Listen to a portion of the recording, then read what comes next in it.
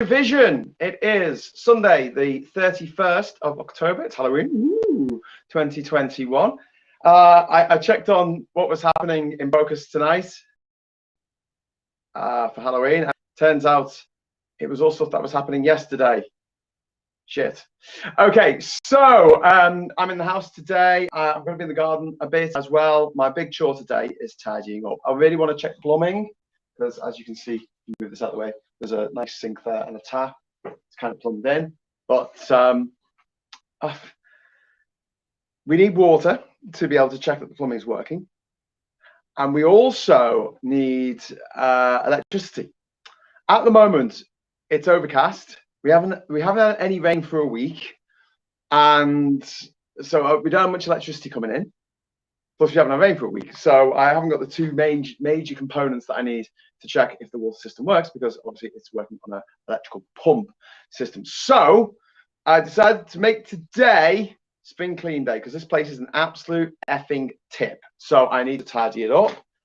You can see there's a lot of crap on this surface over here. If I show you down here, I mean, this is just a tragedy down here.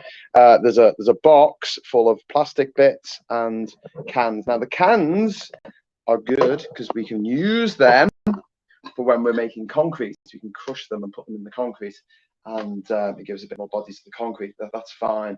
The plastic, I'm going to put in a plastic bag. I'm going to take it to the mainland for recycling. And that box is also full of wood shavings. So the wood shavings we're going to burn in the little area out there where I burnt the Maggie T and the Nigel F. Taj plaques the other day. I'm going to get that up and running, I think. Hopefully before it starts raining. I believe it's going to start raining this afternoon, but then I thought it was going to start raining yesterday, and it didn't. Well and truly didn't. So I'm going to be working on that. The reason being, like, there's a few other things that I need to do. For instance, I need to put the cooker in. I actually cooked on the cooker last night.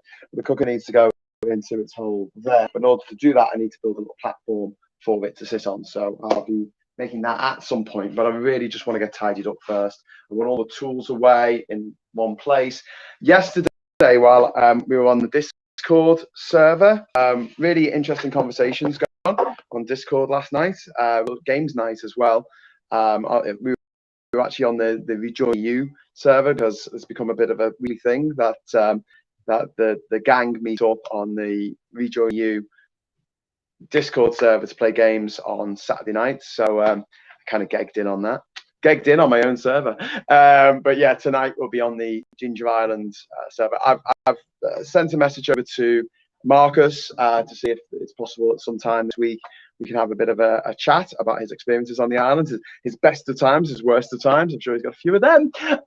But yeah, we'll see how we get on with that. But at the moment, I'm going to be tidying up. I know that's really boring. I know you probably want to watch you making stuff. But at the moment, it's just not something that I can do because there's just mess everywhere. I need to just tidy this bloody place up. So to that end, I'm going to put the camera out here for now. Let us know if you can see what's going on in the comments, because obviously it says I'm going live from Ginger Island, but whether I am or not is for the birds. There's a comment, and I can actually see there's somebody there. So if someone does want to leave the comment, just to say hello, then that would be very welcome. Oh, Duke Vengeance just said hello. Hi Duke, how you doing, mate?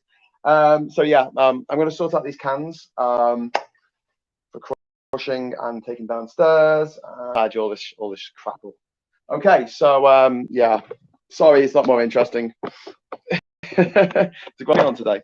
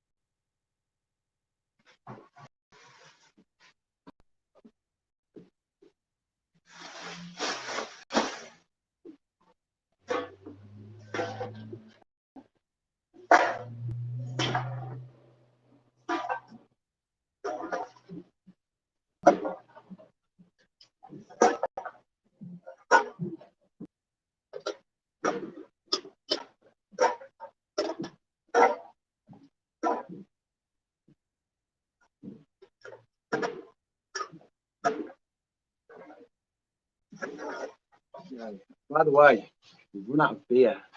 I know, terrifying, isn't it?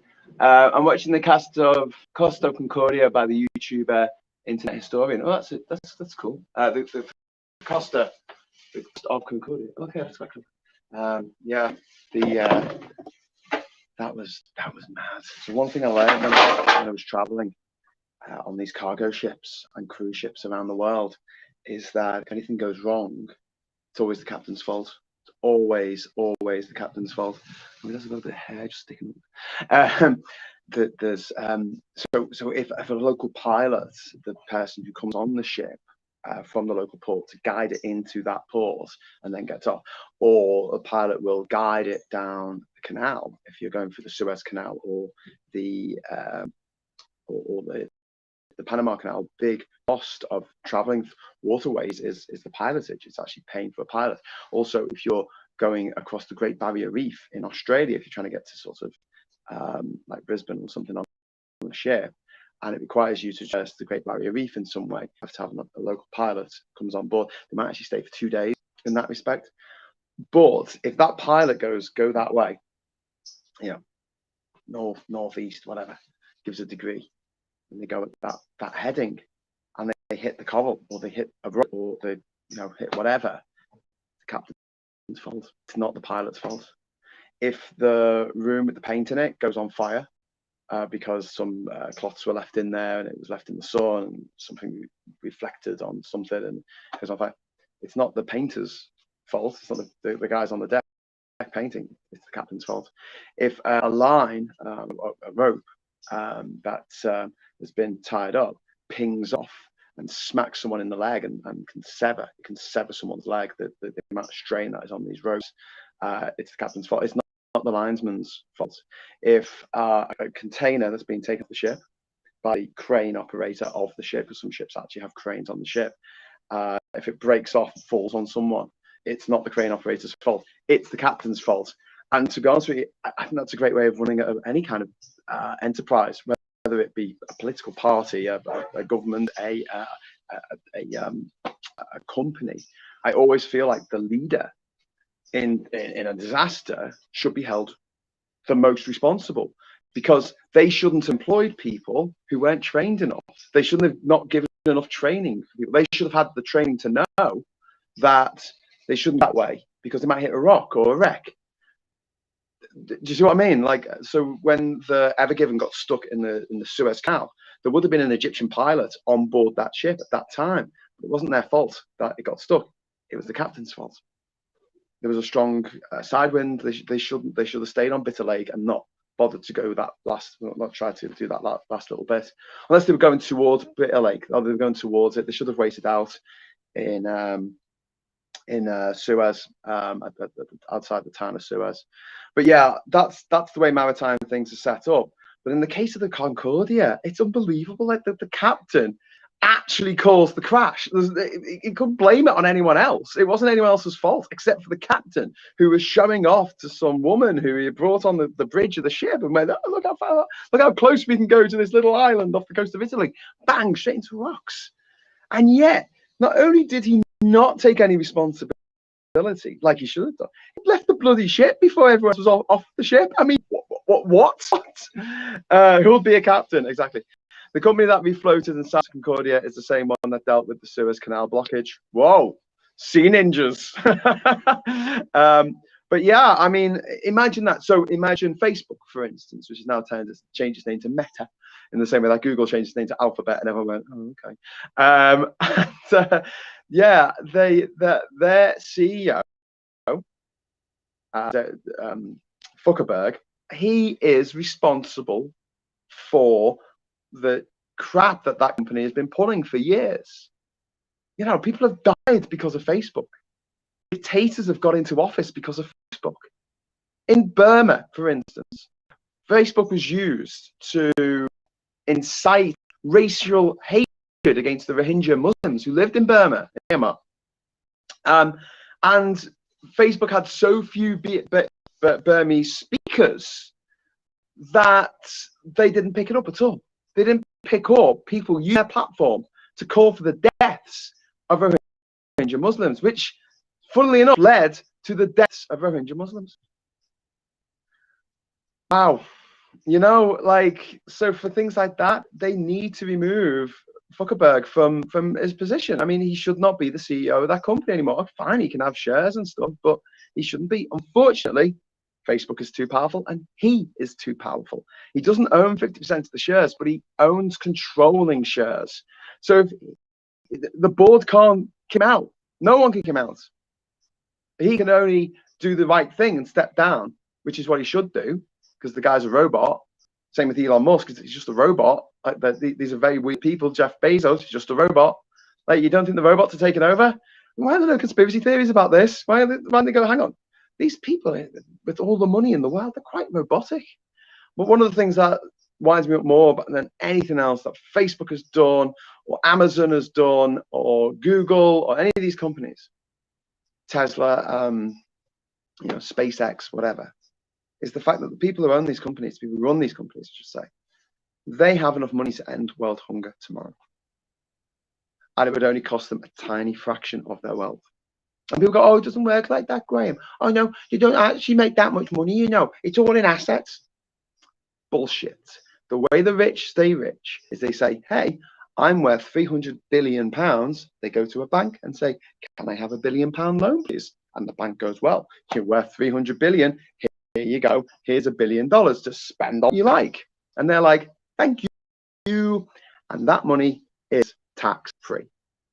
You pay no tax on it. So if you earned in your lifetime $1 billion, you would pay 400 million of that in tax. They don't. So yes, that's who will be a captain. I think it's a well-paid job, and most captains are fine. Like, you know, they get on with it. There's happily very few maritime disasters these days. That, you know, they do take safety very seriously on these ships. I know as soon as I got on board, it was a safety drill. We did safety drills so many times. I was sort of, you know, got to a point where I was like, yeah, I know what he's going to say next. Even though I was on a completely different ship on the other side of the world, the safety drills always were an integral part of the sail wherever we went.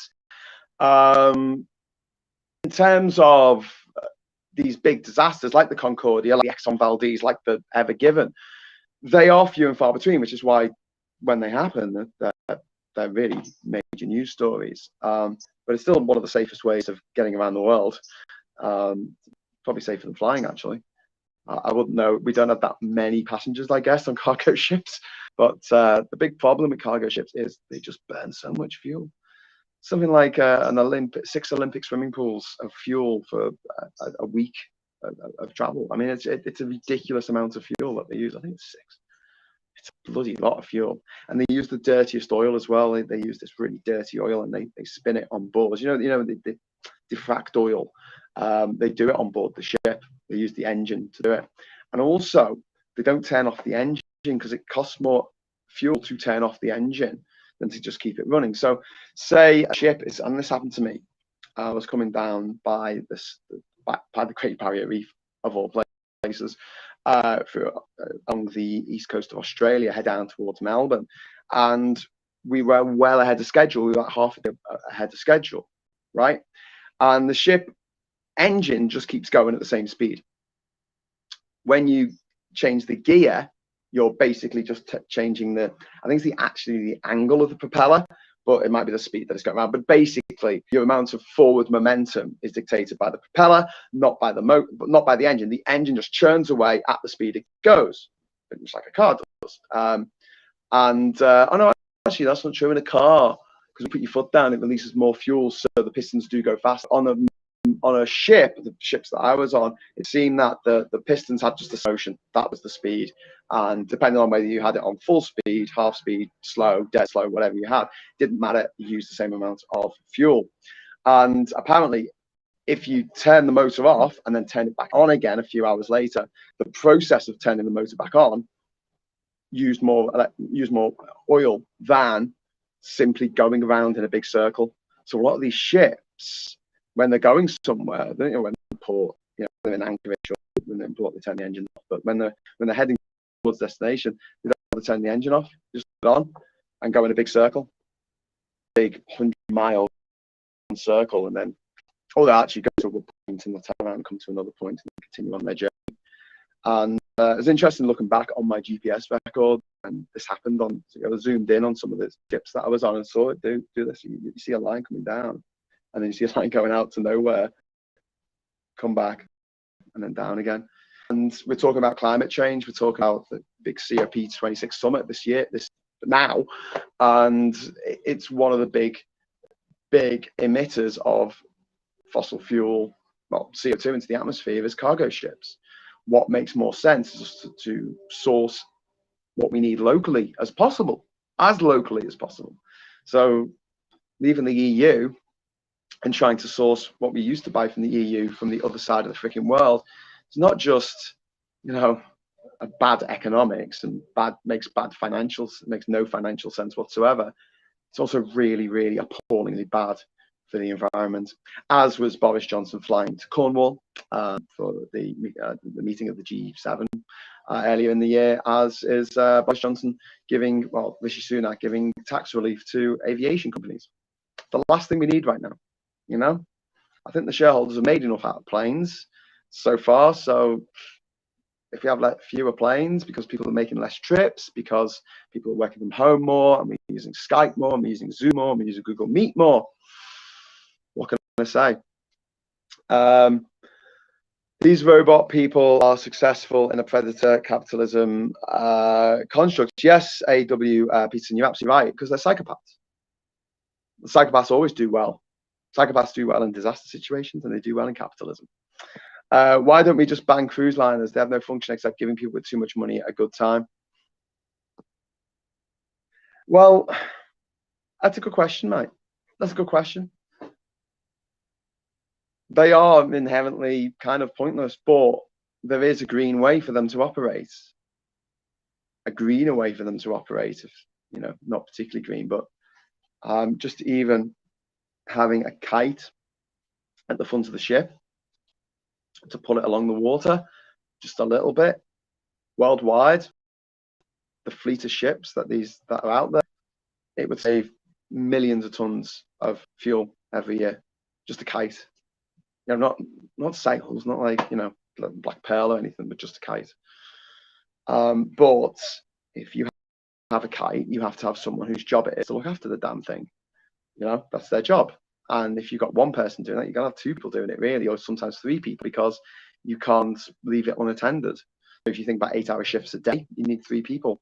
And these companies, if they're going to pay extra money to have an extra 3 staff on board, as kite handlers, they won't actually hold the kite. Obviously, it will just be attached to the front of the ship. But the person in charge of the kite, to make sure it doesn't blow, of course, go onto the ship or whatever.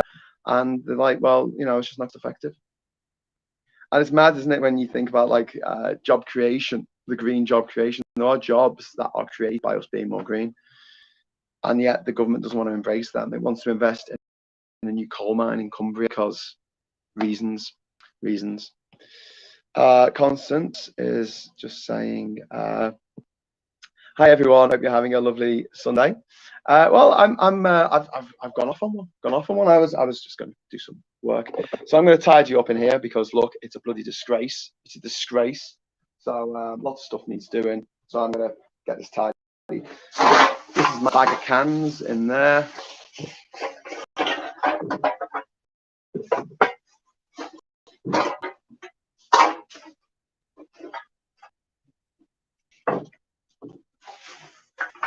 Ooh.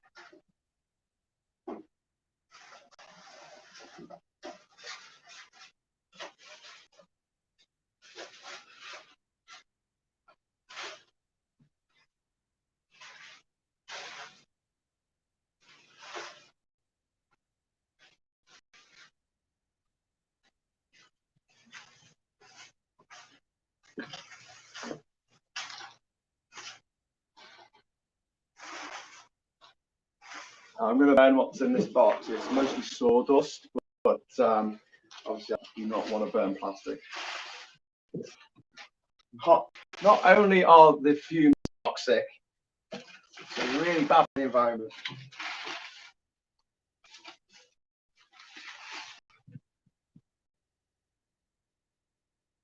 Don't want to burn a little spray bottle either.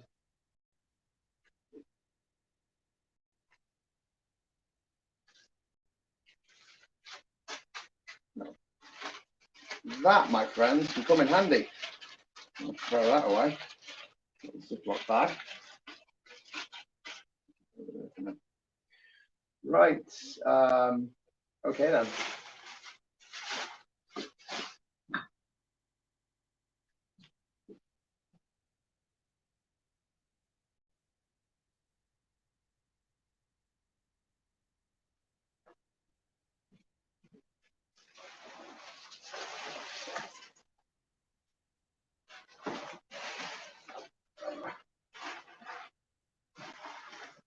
One of the things I really want to do when JinjaVision is up and running is make it a plastic-free zone, because this is ridiculous. I mean,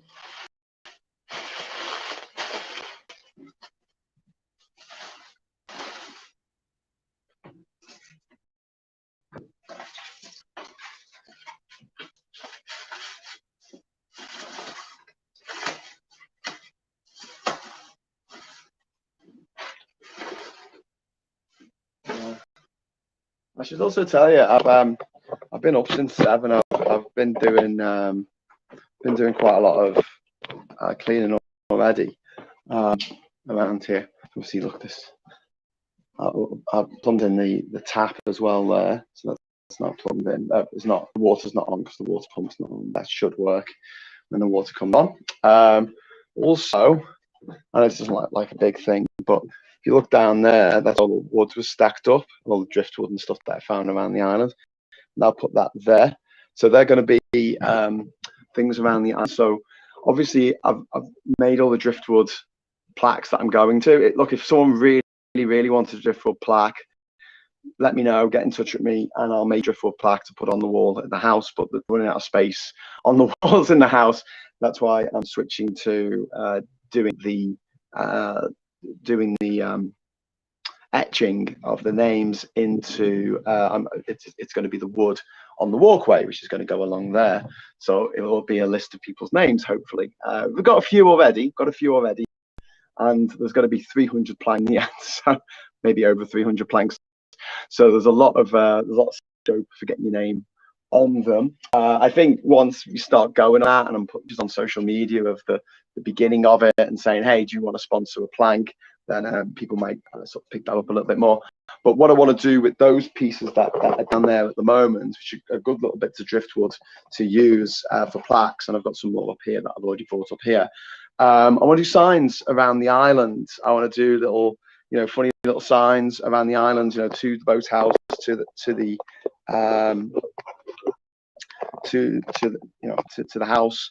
I'll have like the names of places around the island, so you know where you are. You won't get lost. So we've got the glade over there. We've got the bodega at the other end of the garden, the stone dock, the boat dock. So name it all and have little signs there. I'm also thinking it might be cute to have a little signpost as you come onto the island that has the directions of different cities around the world that are close to my heart. So places like Liverpool, Melbourne, Durham, etc.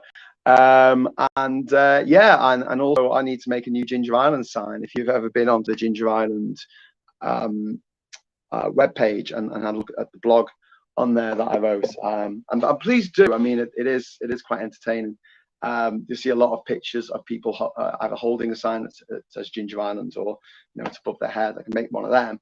Although the original sign was made of an oar, a little paddle for the cayucas here. Might do that again, but if that's not possible, I'll have a carved driftwood as you come on, as you go to the island, saying welcome to Ginger Island.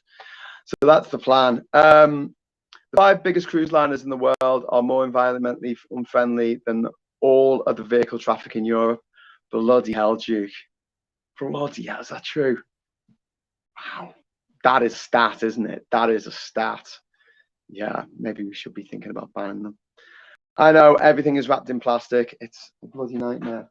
I like the idea that when people get here, they get a branded. This is going to be next year, year after, whatever. If I get some serious funding in to actually do the whole island up. I mean, it's remarkable. We've raised about £6,000 through Patreon, super chats on this, and obviously through the GoFundMe, which is there for everyone to see.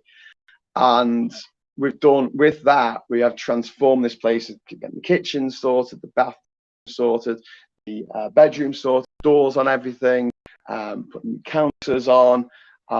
We've paid for the walkway materials and things like that. You know, it's gone towards them anyway.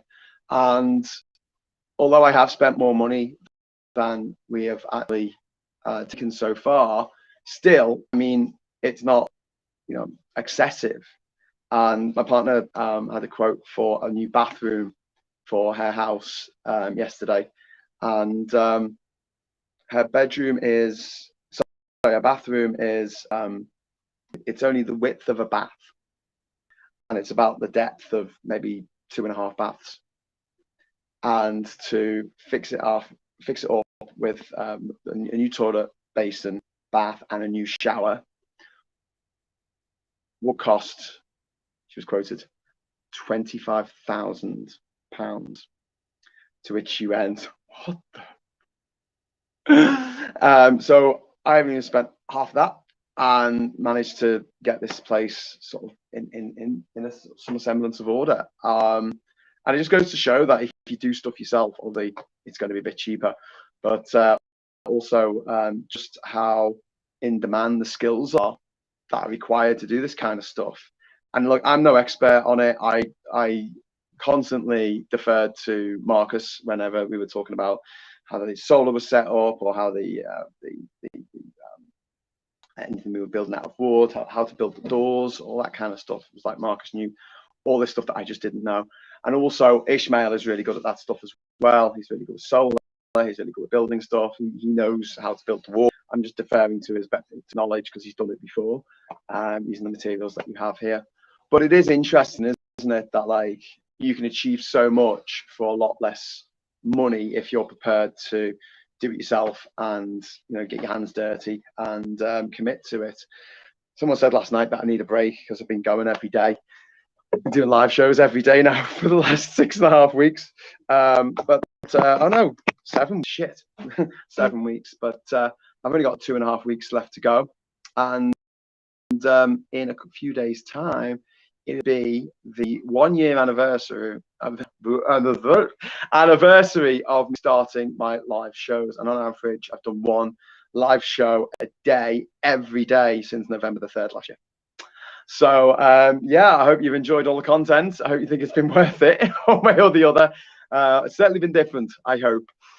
Sort of started off talking about the American election. That segued into talking about Brexit reality.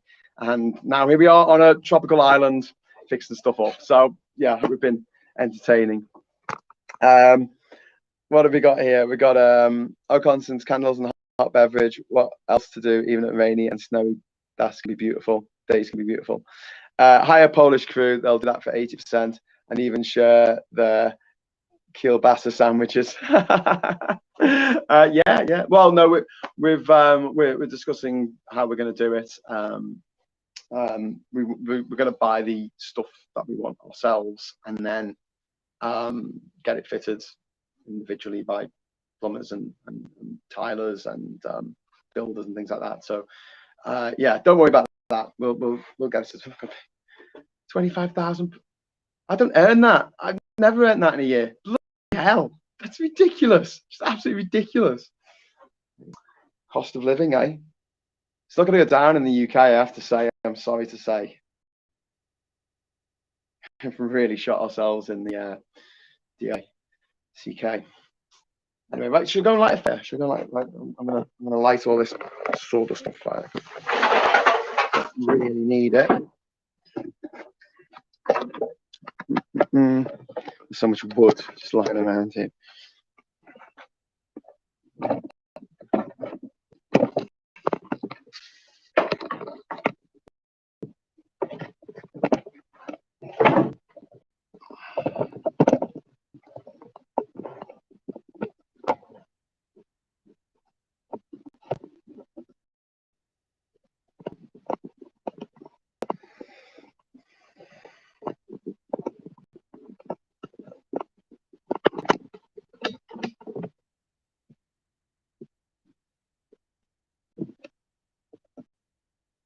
Better hurry up with this. It's going to start raining in a minute.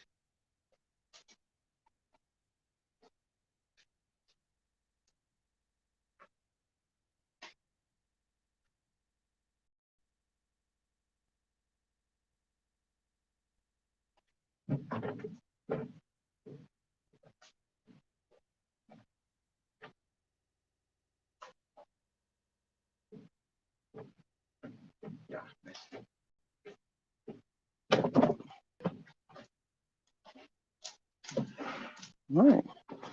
Hello there. Leave that to burn. I was arguing with my family yesterday. They refused to see what the Tories are doing. My dad was moaning about how awful the French are being this morning.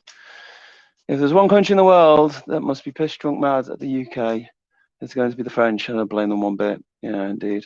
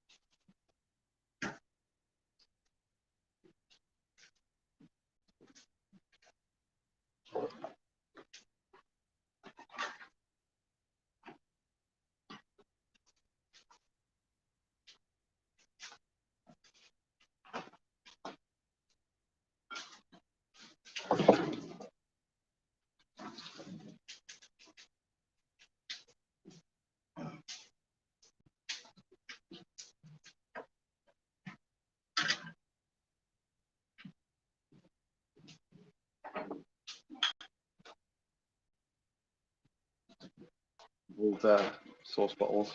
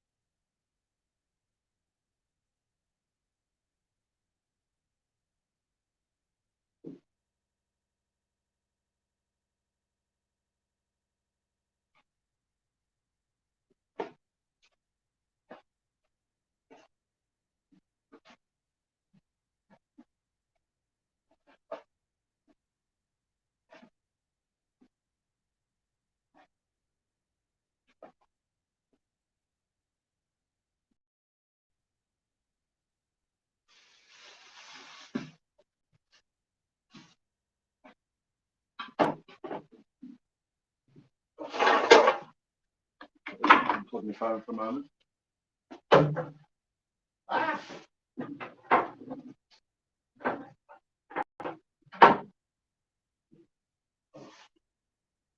So many of these bags. So when I lived here, plastic bags were an absolute nightmare. So you go into a shop to buy a can of Coke, right? And you put it down on the counter, and then before they pick it up to scan it, and before they gave it back to you, they would put it in a little black plastic bag. You know the bags that they use to put dog poo in, right? Little black plastic bag, and they'll put a plastic drinking straw under the tab. And you'd have to be really quick to go, no, it's okay. And whenever you said, they were like,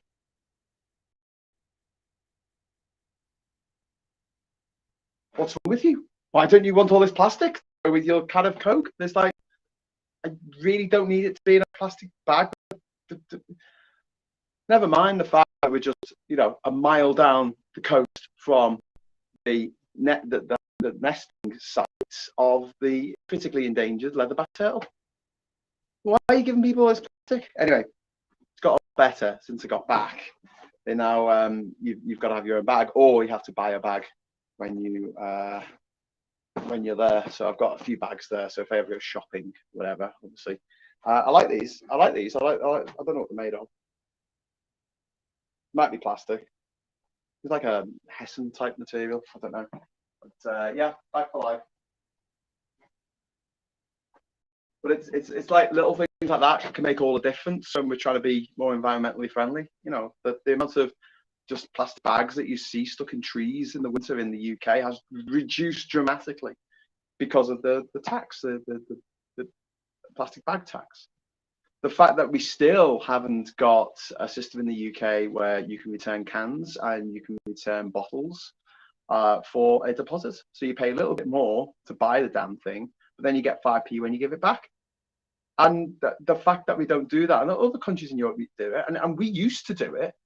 When I was a kid, we did it, you know, with the old Schofield's lemonade and the milk bottles that we had and things like that. You know, like the most environmentally friendly way of delivering any kind of liquid to a person, whether it's beer or milk or fizzy drinks, is in a glass bottle that can be recycled, not smashed up, melt down, made into new bottles. No, just get the bottle intact, take it back to the bottling factory, clean it, put more stuff in it, cap back on, send it out again. You can do that hundreds of times with the same bottle. The fact that we don't do that because it's not as cost effective as just, you know, making everything out of plastic, throwing it away. It's disgusting. It's absolutely disgraceful. Absolutely disgraceful. And I'm not, you know me, if you've been watching these shows, you know, that I was doing Brexit reality and stuff, you know, I'm not some mad fantasist. I do live in the real world. And I do believe that, like, there needs to be a bit of carrot and stick in this situation for companies to be corralled by governments to do the right thing.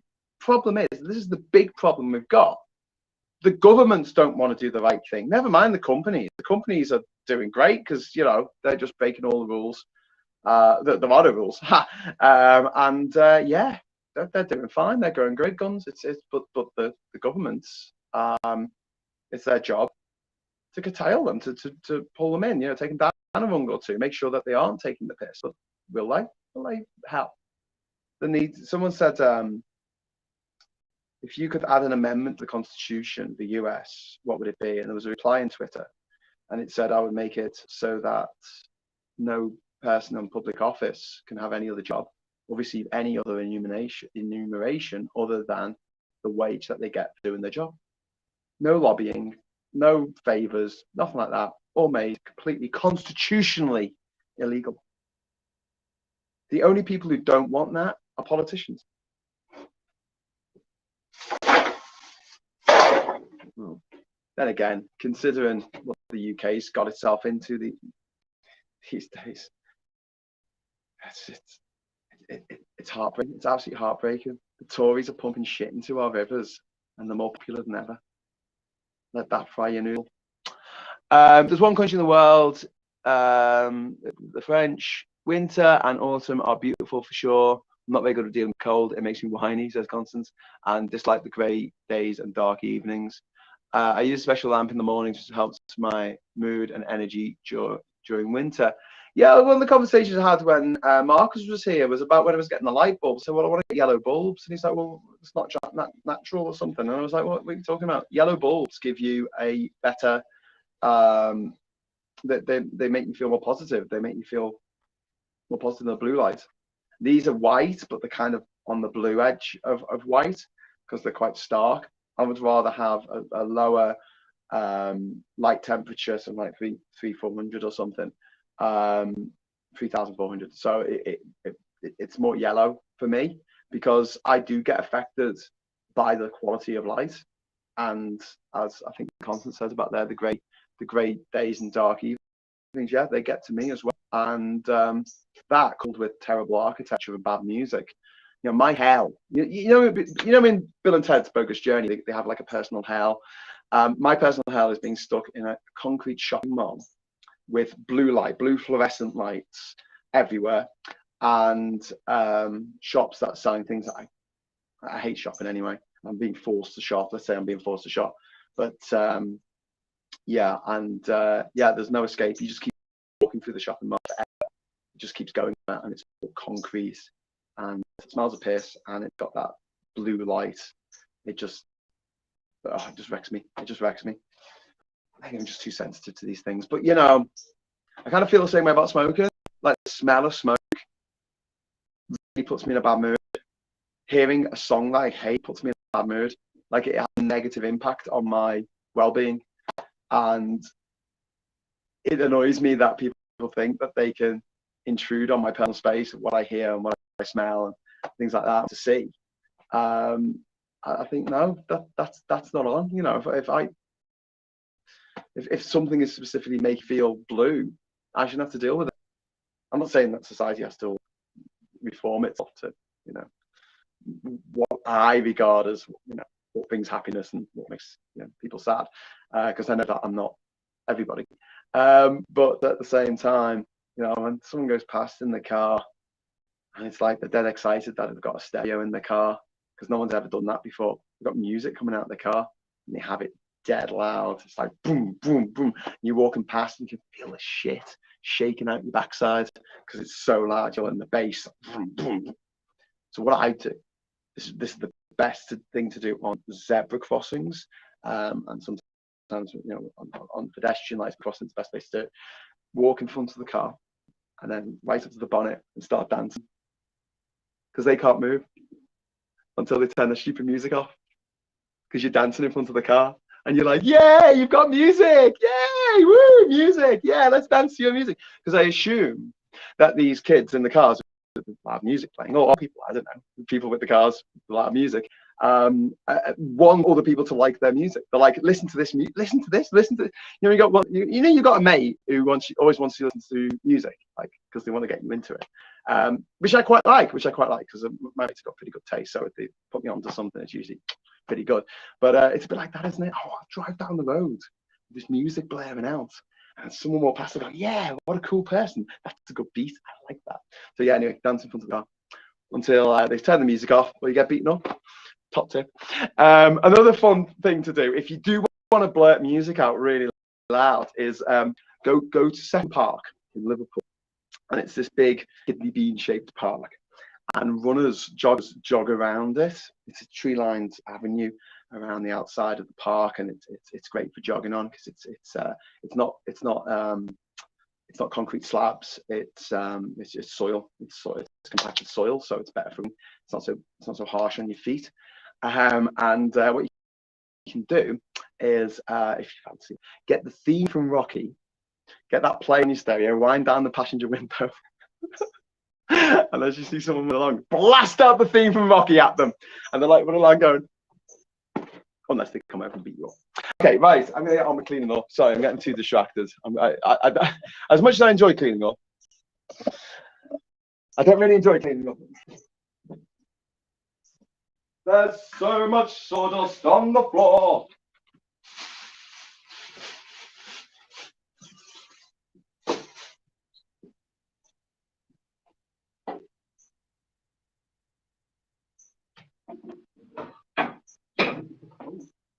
Ooh, look at that. Nice bit of paneling there, a bit of Lavelle.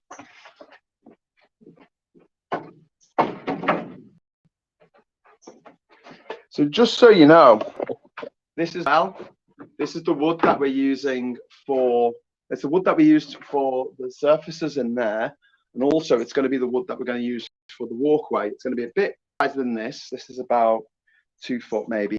The actual ones we're going to use are going to be 3 foot.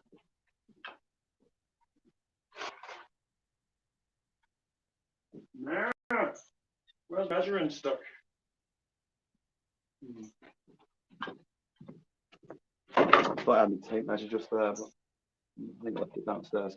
Okay, so it's going to be a bit bigger than this. So it's probably going to come out to here, and they're going to be the ones that are going to look like this. And these are going to be the ones that you're going to have your name inscribed on it on the ground.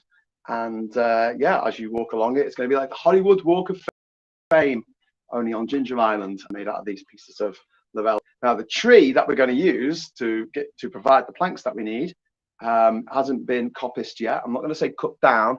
They don't cut down, this type of wood. This is a Laurel tree. Well, they call it Laurel wood, but I don't know what the actual technical name of the tree is. Maybe it is a Laurel tree, but it grows back. So by chopping down most of the tree and making this wood out of it, and then allowing the growth, when a tree is growing, it sucks in more CO2 and emits more oxygen when it's fully grown. So actually, by chopping down this tree, cutting the tree, and making stuff out of it, we're actually helping the environment. I know that sounds counterintuitive. I know, but believe me, it works. We are Northerners after all. In that situation, I turn up my step, having hardcore math metal, 99% of the time, work to treat. Saying treat, I mean threat. Okay. I'm just seeing what other messages. In 2 weeks left, you'll get placed into a state 2 times better than what I have just outside London. Well, maybe, I don't know. I'm sure it doesn't conform to the strictest rules of health and safety, but you know, it is what it is. And the thing is, out here, like I've said this before, there's no point in building stuff to last because the jungle just destroys it. I mean, the humidity, the heat, the rainfall, everything here is kind of a little bit transient. You have to repair as you go, and that's fine. That's fine, and try and maintain things as best you can. So dipping things in WD-40. I spoke yesterday about a guy I knew who had a bucket of WD-40 or a barrel of WD-40, and he just used to leave his tools in it. Drop your tools in. Not electric ones, I don't think, but everything else.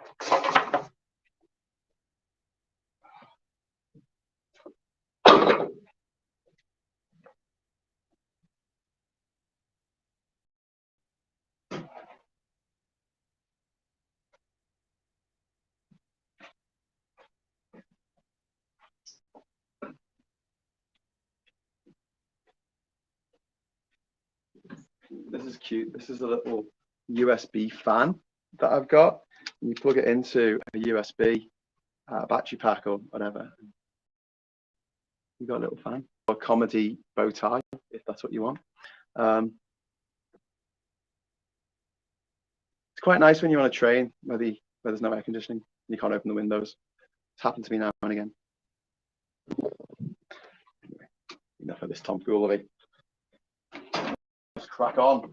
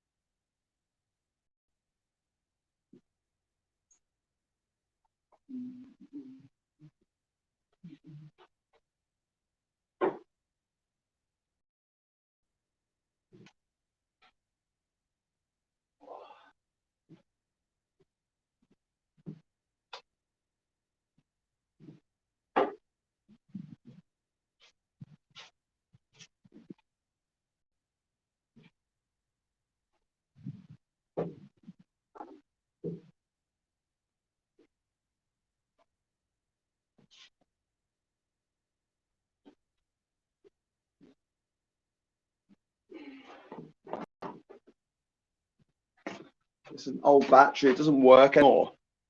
but worth keeping just as a weight. So, you know, when you've got two pieces of wood that you're trying to sandwich together or something like that, put that on top of it, trying to glue it together.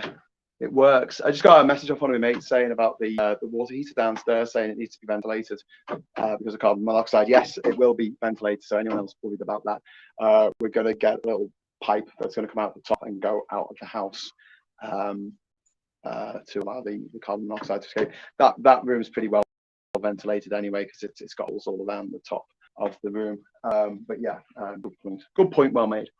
I'm from Jove, Germany. Quite mild here too, with lots of rain.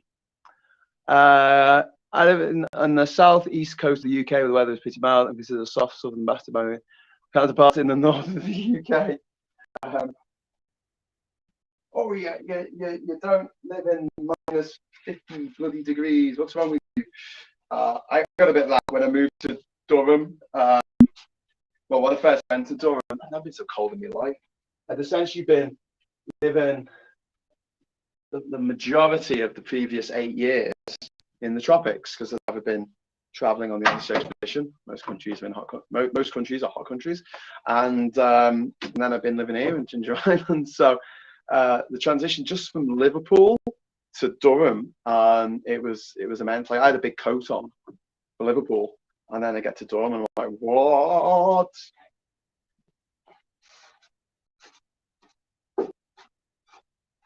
It was the third coldest I've ever been. The second coldest I've ever been was when Danny borrowed my coat when we left a nightclub in Liverpool, and then he went off with some girl wearing my coat, which contained my wallet and my house keys. Thanks, Danny. Anyway, so I ended up walking home in the middle of winter. This is December, in a shirt. So I was pretty cold. The coldest I've ever been was when I got to Azerbaijan. I got to the capital of Azerbaijan, Baku, in the February of 20. Yeah, it would have been February, March. Would have been March actually. Yeah, March of 2010.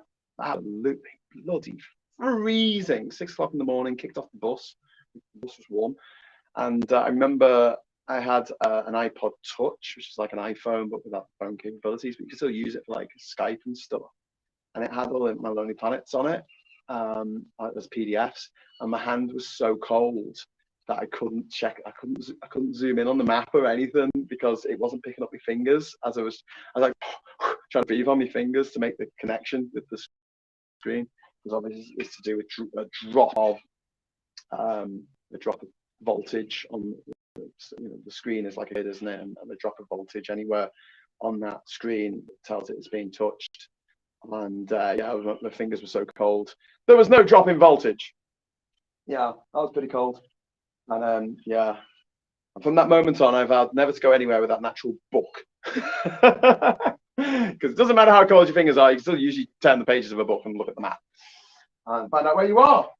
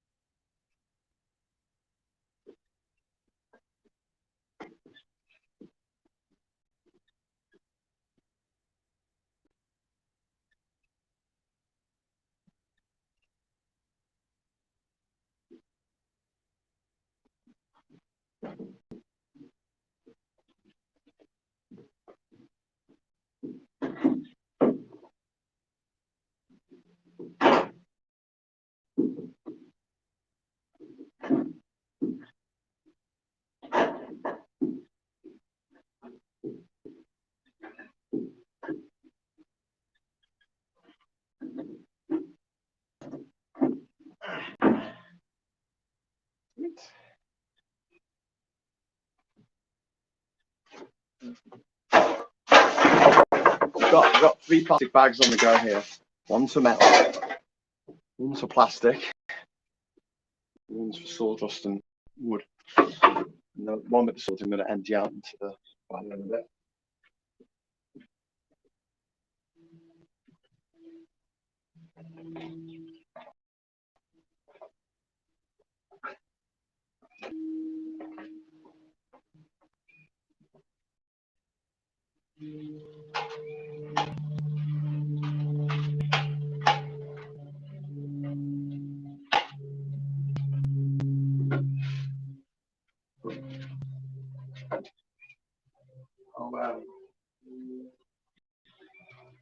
But Marcus knows this, but he left a pair of his bills behind. These are Marcus's underwear. This is Marcus's underwear.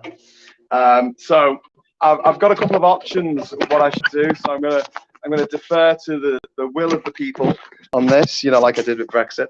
And not quite. Marcus's plaque is on the wall above my head there. It says Marcus All Shorts. I'm thinking of hanging these up from his plaque. So one screw there and one nail there and one nail there. So they hang down from his plaque. So if you're very tall, the gusset of his underwear will brush against the top of your head as you walk in. That's what you get from tall people. Alternative is I'm thinking of maybe auctioning them off. Anyone want to auction off Marcus's tiny shorts that weren't big enough to fit his bottom, as we often saw when he bent over. So yeah, if you'd like to start the bidding at I don't know, I think you should give me money to just not send them to you, but let me know. Put them up for charity, into an auction, or just nail them to the wall for shit and giggles. So let me know in the chat, okay?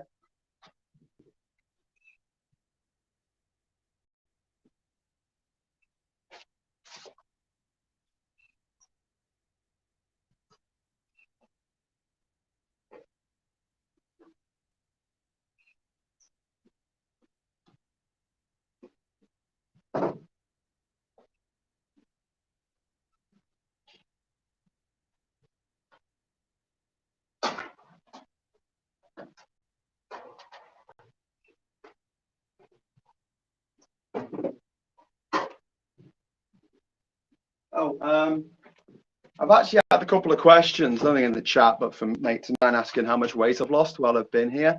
When I was in the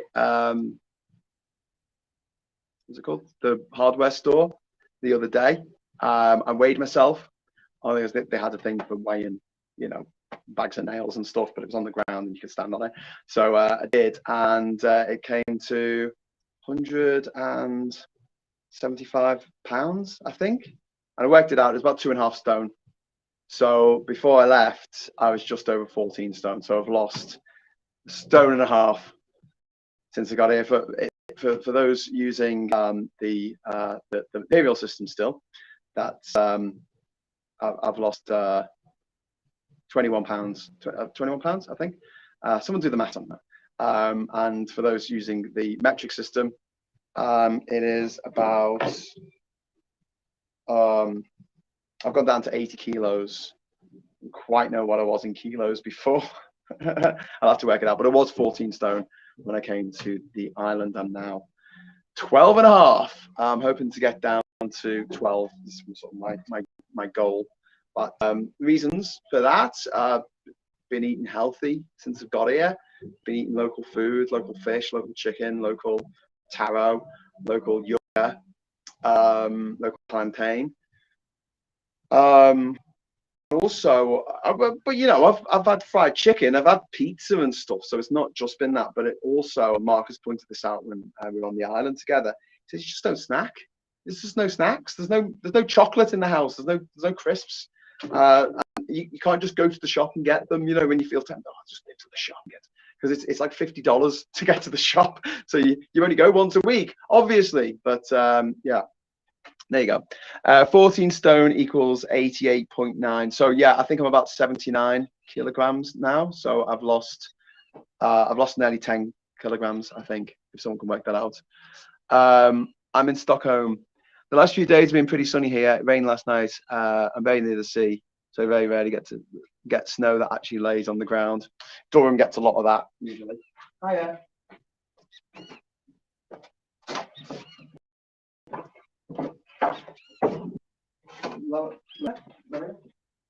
These are for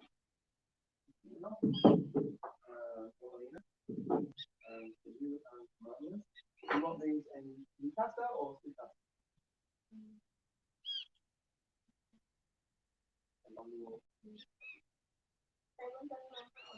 Yeah.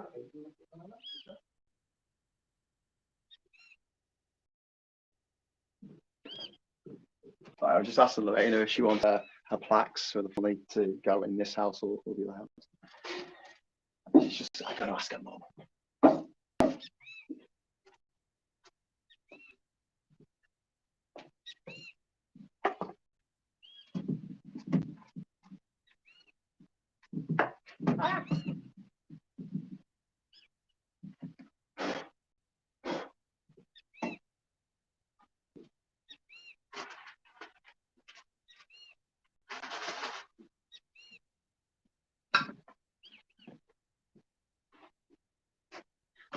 Yeah, the stereo's got covered in dust. I'm just cleaning it off with a wet wipe. So we don't have enough water at the moment. So this morning I couldn't have a shower. Not that we have a shower probably yet. It's still a bucket shower, you know, when you get a cup and you just pour it over your head. Yeah, I couldn't have a normal shower, so I had to have a wet wipe shower, which anyone who's been to Glastonbury might be familiar with. Should be familiar with. It's one of those glamping types with all the money. Hi. Okay. In here? Okay. Mi casa. Yeah. Please. Okay. Okay. I gotta put them up in here. Okay.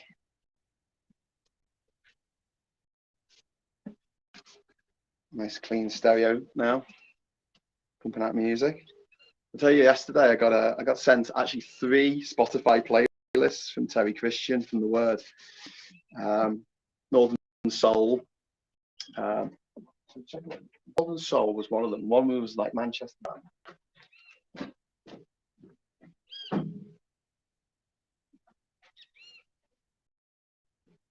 It's like so random. I've spoken to Terry for ages because, like, obviously we sort of did the anti-Brexit circuit together.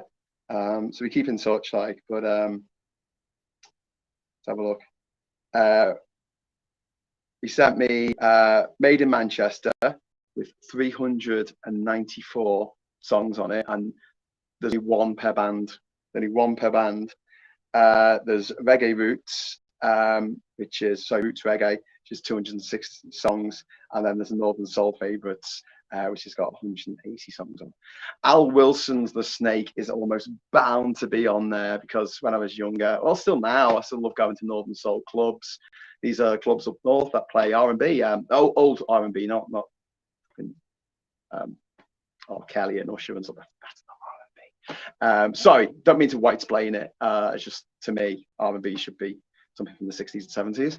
Motown. Let's say Motown, better way of describing it. But yeah, the Snake by Al Wilson, it's just brilliant because it sums up like that thing about Brexit is that people are like, oh, you know, I thought that Nigel Farage was my friend. I thought that he was my friend. I thought Boris Johnson was my friend, you know. And I wanted to mother him and I wanted him to, you know, be mine and hold him close. And then he bit me and his bite is poisonous and now I'm going to die. And it's like, yeah, you knew damn well I was a snake before you took me in. I love that song. It just sums up how I feel about this whole crazy situation that is Brexit. Anyway, I'm doing guns here. I'm getting this whole area cleared. Thanks for joining me in my spring clean. Well, this isn't as exciting as other things that could be, but it's given me a chance to sort of chat about things. Lost nearly 9 kilos. Wow, that's a lot. Also, the heat as well. That the heat gives you less of an appetite. I find this in winter. I find myself getting more hungry, just for food. But when you're out here, it's dead hot, so you don't really think about it as much. I think they need to be burned, given all the heat and the sweating. Marcus must done. Yeah, constant. I mean, not just when we were working either. if you know what I mean. Market the island as a weight loss eco spa. Yeah, I mean, Constance, if I could get an investor on board who wants to drop £100,000 into this place and we could get the place done up, I mean, literally for not much more than, I'm trying to think of something that's quite, about in the price range, for a new car, about what you'll pay for a small car, new car. We've managed to get this place up and running, and it's not quite there yet. A few more days though. This place is going to be great. I mean, I'm going to have a shower. I'm going to have hot water tap. I'm going to have I'm going to be able to do the dishes. I'm going to be able to cook stuff. I've got a fridge. I've got solar power. I've got solar batteries. All the stuff I need. I'm gonna turn this little area here into a lovely seating area with cushions and stuff. Domelina says she's going to help me out with that. If I can get a sewing machine. So the last few times that Ishmael have been to Amarante or Bocas Town, there's a crazy bird over there doing that noise. I think it's a Nelson bird. Can you hear it?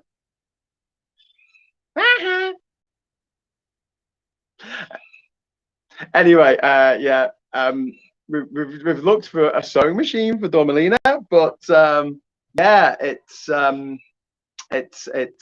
she wants one that is a foot pump one, like a manual one, not one with electric sewing machine. Bloody hard to get. So at some point we will get Domelina a sewing machine, but if she gets that, she said that she wants to do some cushions for the couch there. So if I get some foam and some material, she'll get that sorted for us. So that's cool. I'd rather get an electric one because obviously it's a lot less hassle. It's what she wants. What she wants.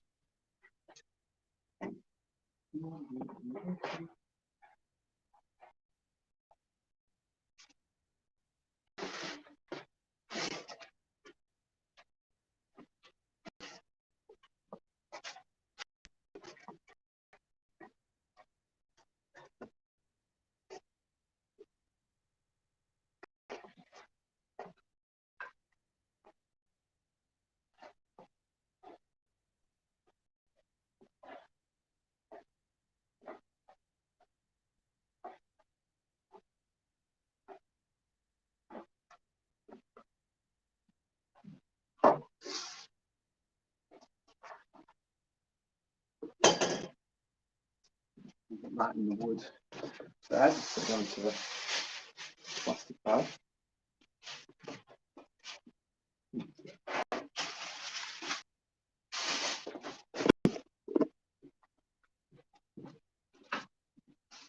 I wish I had a bigger brush.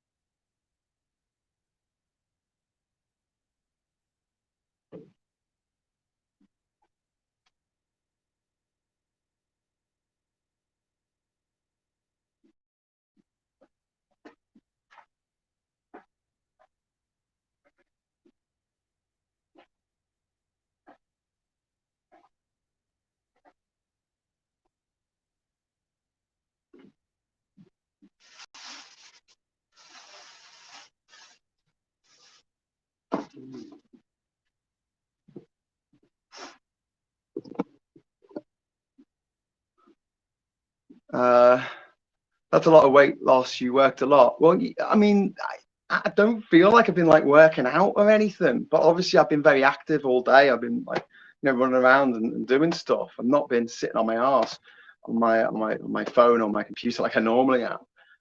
But also I think it's the heat. I think it's just the heat. It just sort of takes a lot of the appetite away from you. Yes, snacking is so bad, unfortunately. My diet would be successful if it wasn't for the allure of pickled onion monster munch. Those buggers are like 300 calories per £1 bag. Oh, they are good though. Sorry, mate, but they are good. Oh, by the way, I haven't told you everything. I've run out of beer. Sorry, I might mention that yesterday. Was going to go to El Clandestino today because Domelina was supposed to be working there, but apparently they're not opening or whatever. So won't be going there today. So yeah, day with no beer. Got rum. I think I've got rum, but I'm not really a spirit drinker, and I don't like it when if you drink alone, it just seems a bit pointless. I don't know. When I'm working, the beer, because it's all light beer here, it's only like 2 or 3%, so just drink it and it doesn't really touch the sides. But yeah, when she got on the rum or something, it's just it destroys your capability to actually do things properly. So I don't really want to go down that route. So I think I'll just stick with the water today. Yeah, I think, man.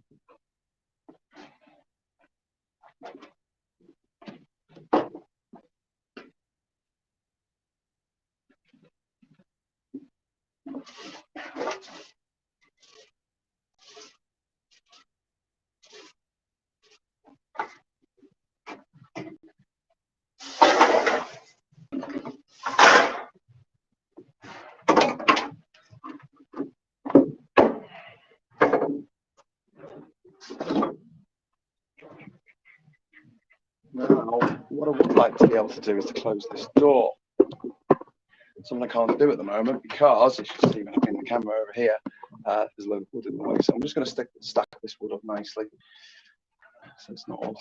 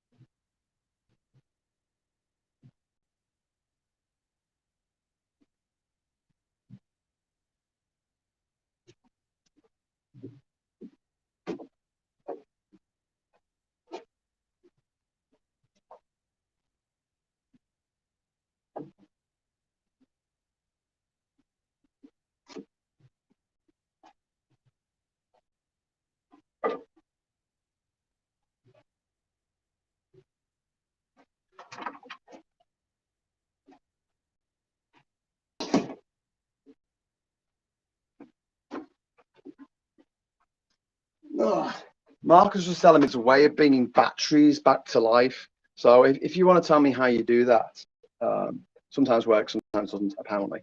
But if you want to tell me how to do that, feel free to tell me in the Discord later.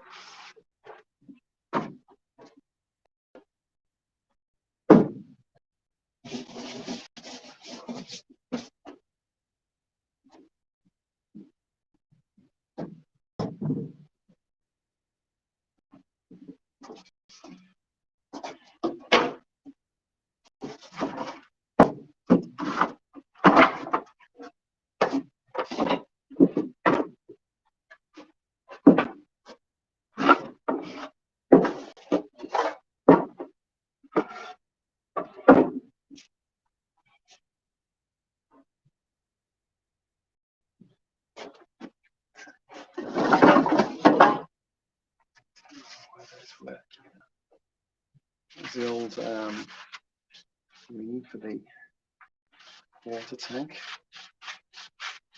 lid. The old ring for the lid.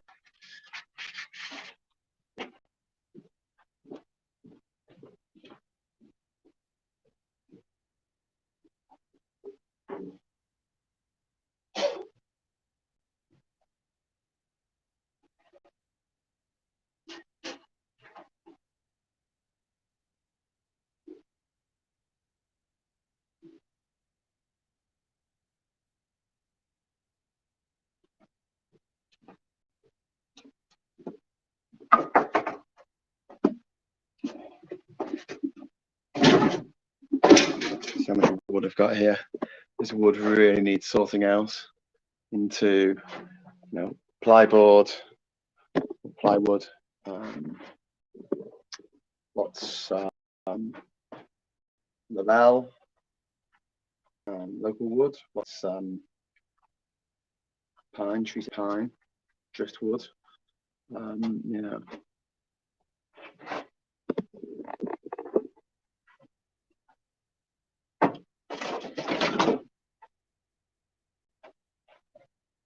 need a pipe.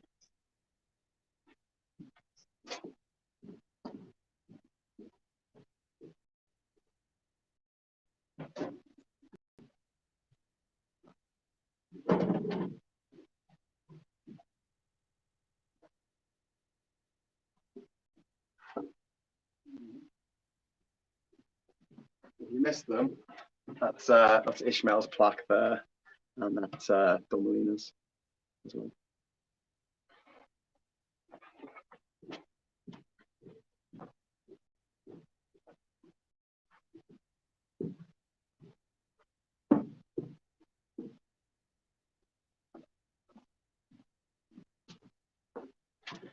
Whoa.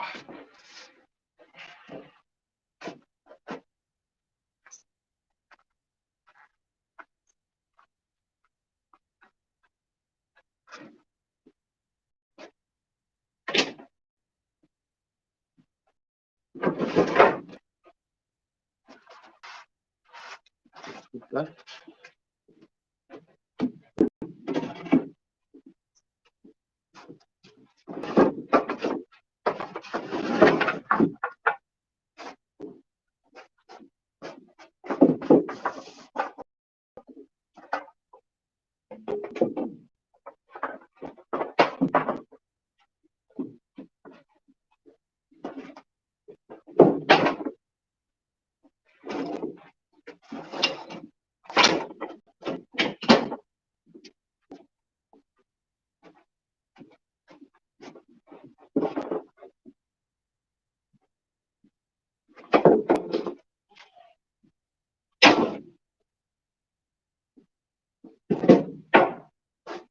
Yeah, I need to be making different piles, like plywood, different thicknesses of plywood, and then different types of pine. Like I've got tongue and groove. I've got this stuff that we use for the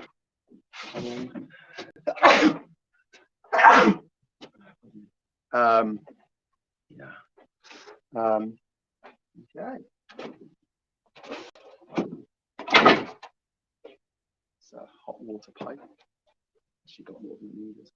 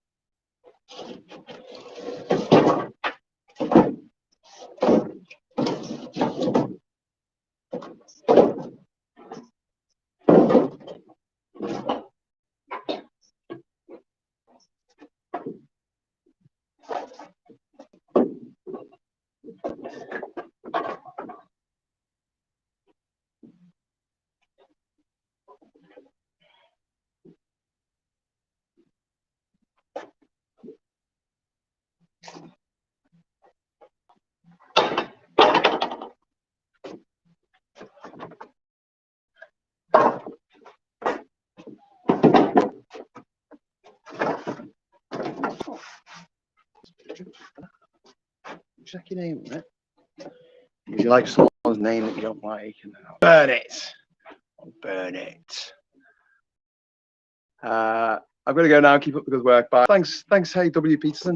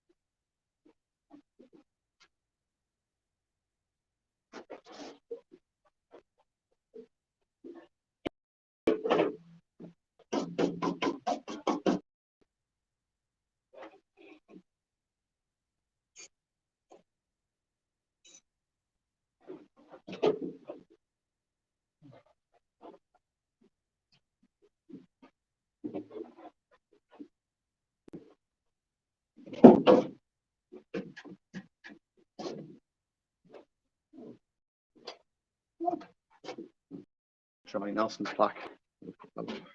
Be one of those, you know, those guitars that they had in the 80s that were like a keyboard. And you used to play the keyboard.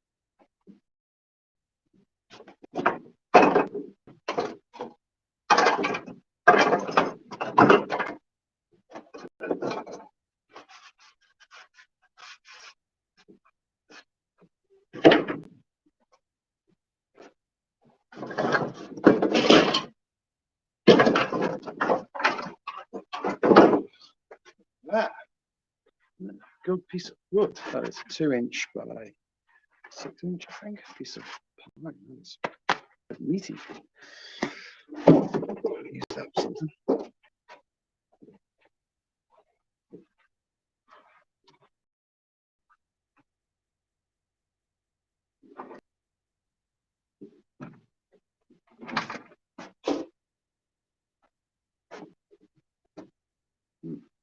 It still has cable in it.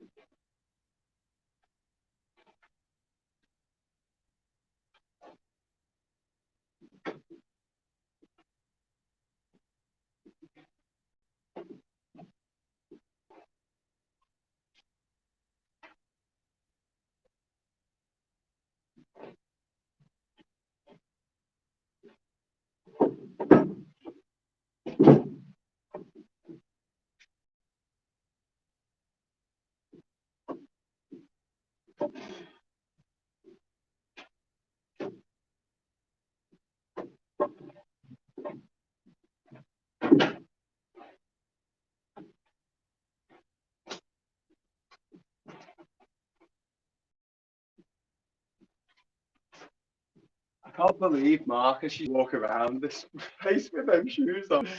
There's nails everywhere and splinters and pieces of wood.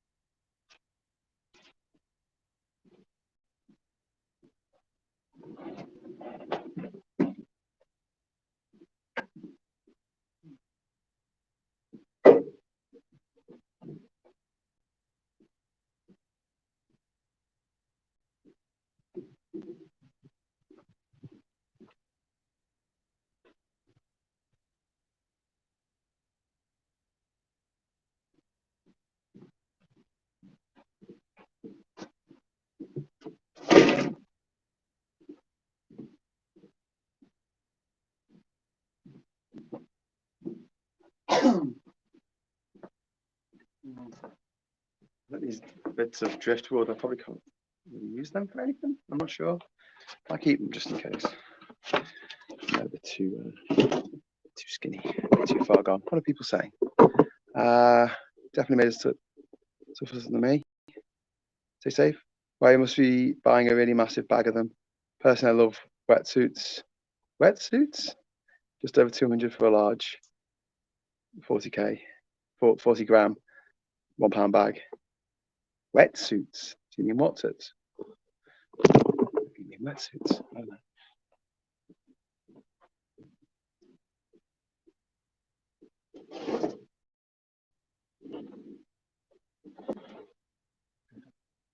It's when we were trying to do a Kira and Akito's plaque, and I did a really shit cat, which shall be stricken from the record. I'm just throwing it on the phone.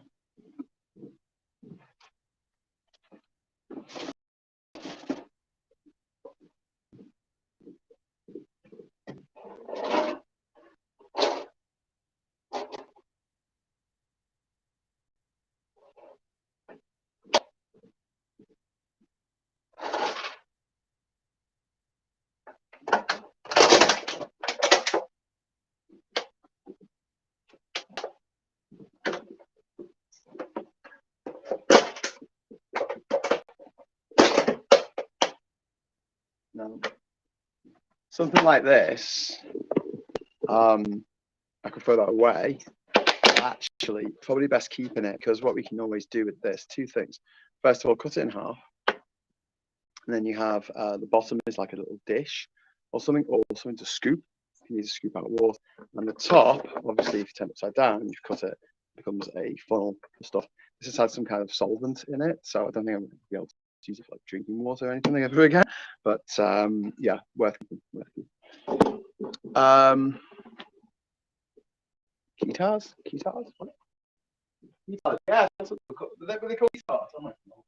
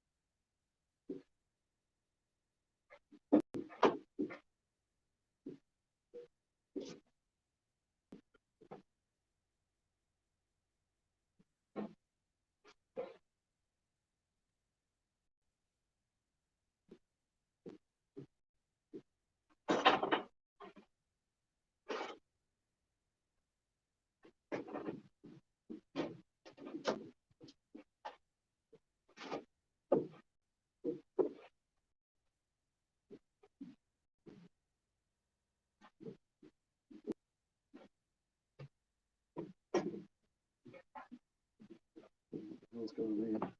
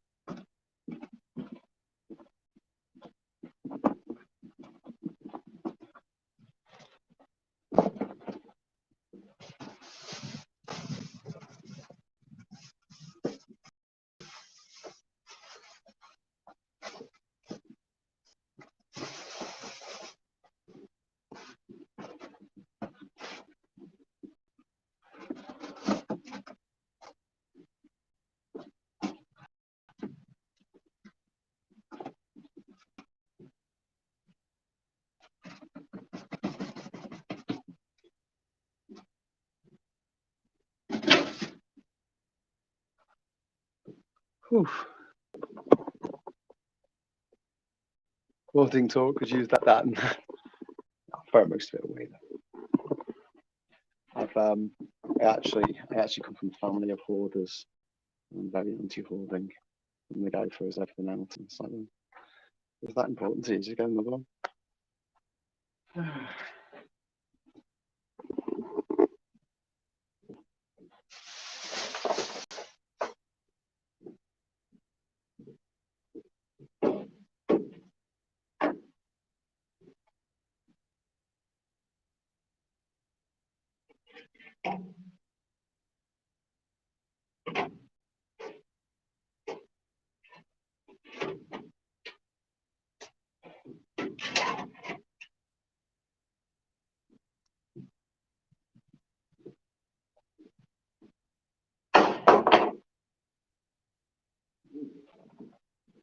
A great bit of pine there.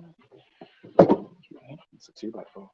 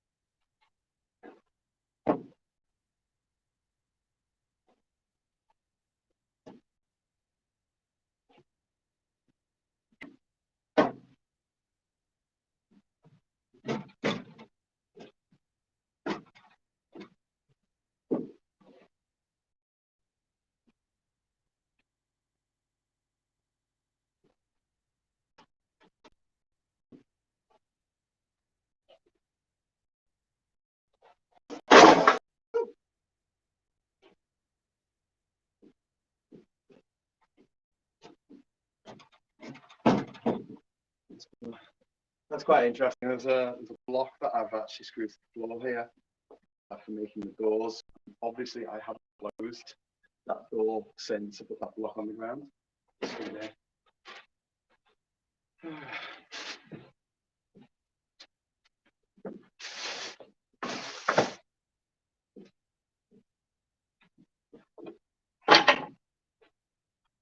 Part of me thinks this is a bit pointless, tidying up all this sawdust and stuff, because I've got more sawing to do. There's got to be more sawdust. I just want to get it done, you know. I just want to get the place tidy. Well, not tidy. That's not going to happen until I finish working. It is still an active work site, but still.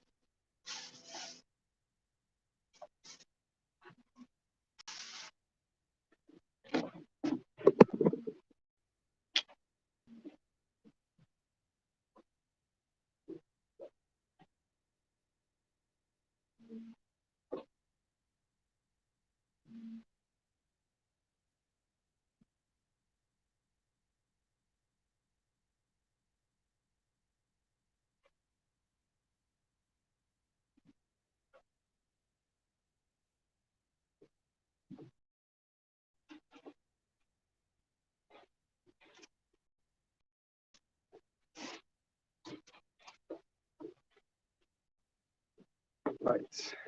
Now I need a machete. Why do we need a machete? I need a machete because a load of wood. I need a machete because between the slats of wood, the floor, there's all bits of dust down it.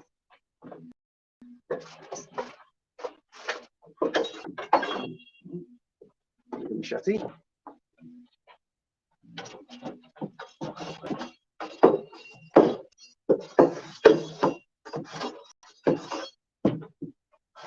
Also, one of the other reasons why I've held off doing this is because the concrete is below, and if the guys are getting concrete to set, the last thing they need is a shower of dust on their heads.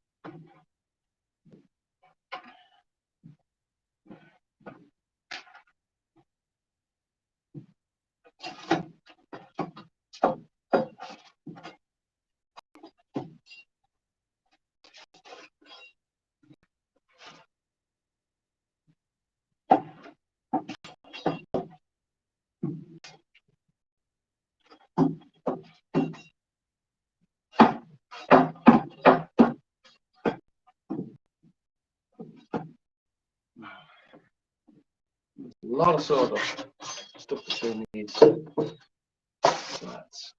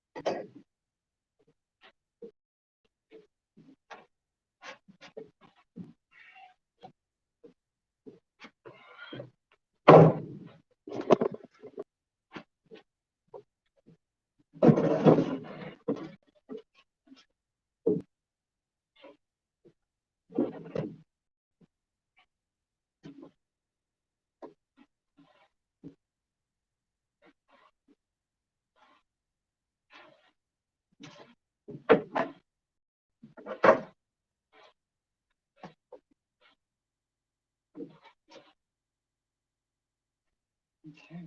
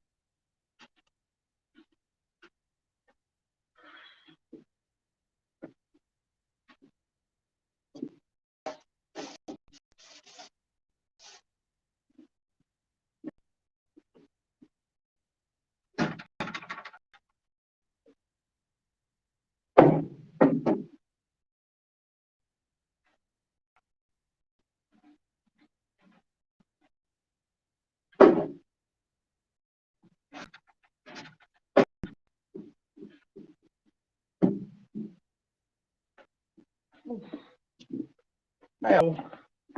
What's happening? Clean up time, Glasgow. Yes, clean up time. Which Friday the 13th part is this?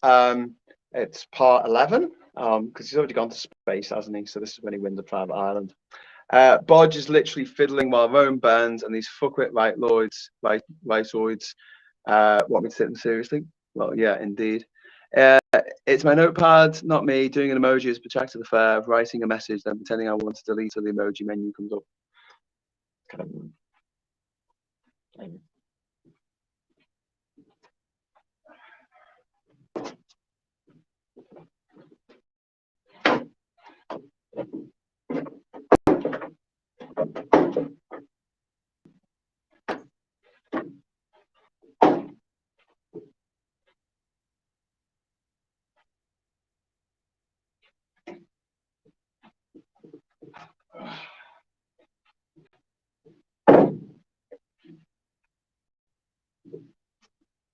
Okay, so fairly tidy,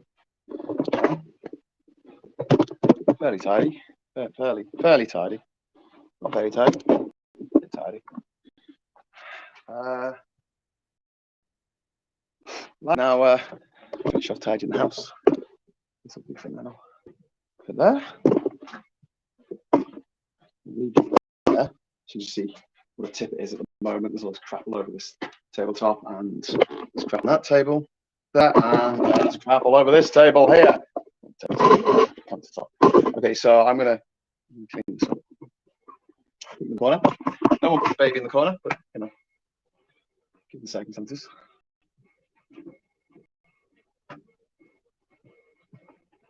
I'm gonna plug it in before you run out of meat.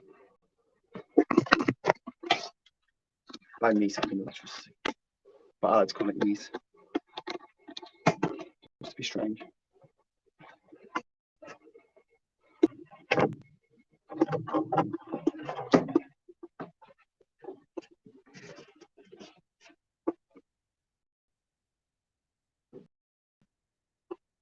Philippians.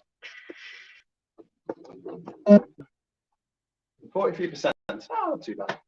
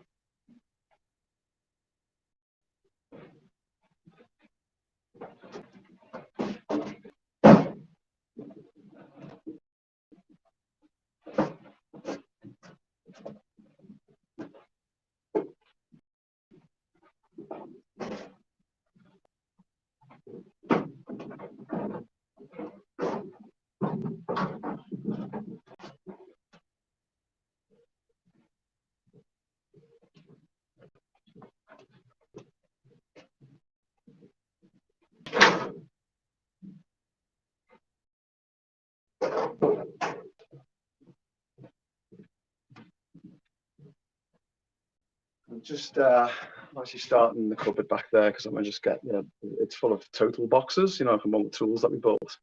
Cassie and Nico's getting he's getting his name on the etch onto a piece of wood on the walkway.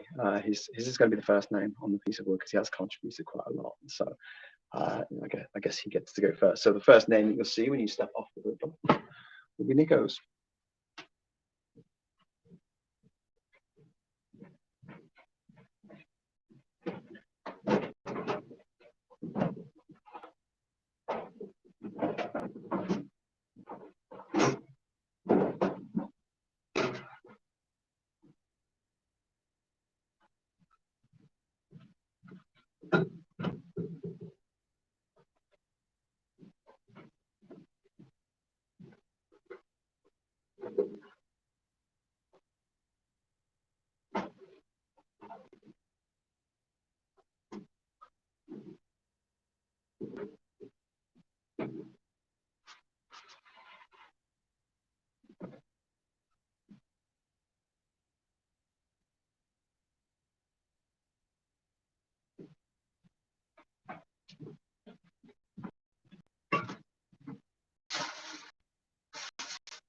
What are people saying in the chat? My family eats this garbage. What? The comments? Same guy who hid from reporters in a fridge. Indeed.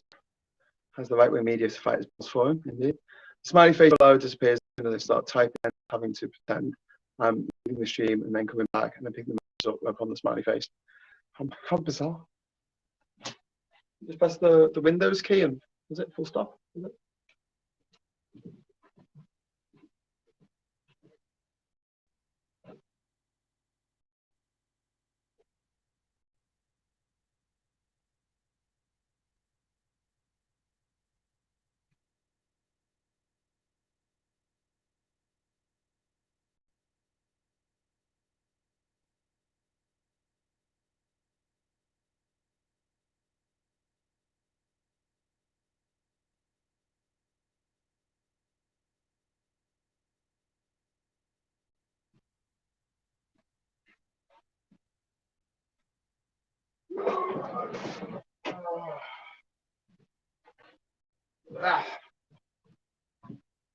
That's a big jug of water. I was worried that I'm not getting water.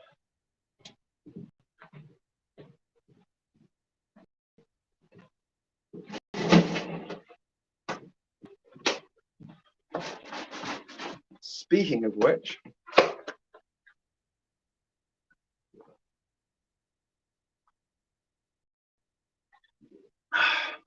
icy cold.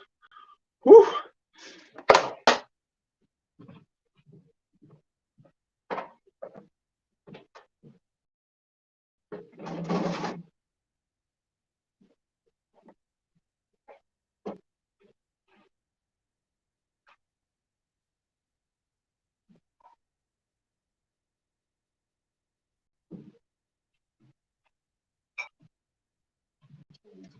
Rum bottles.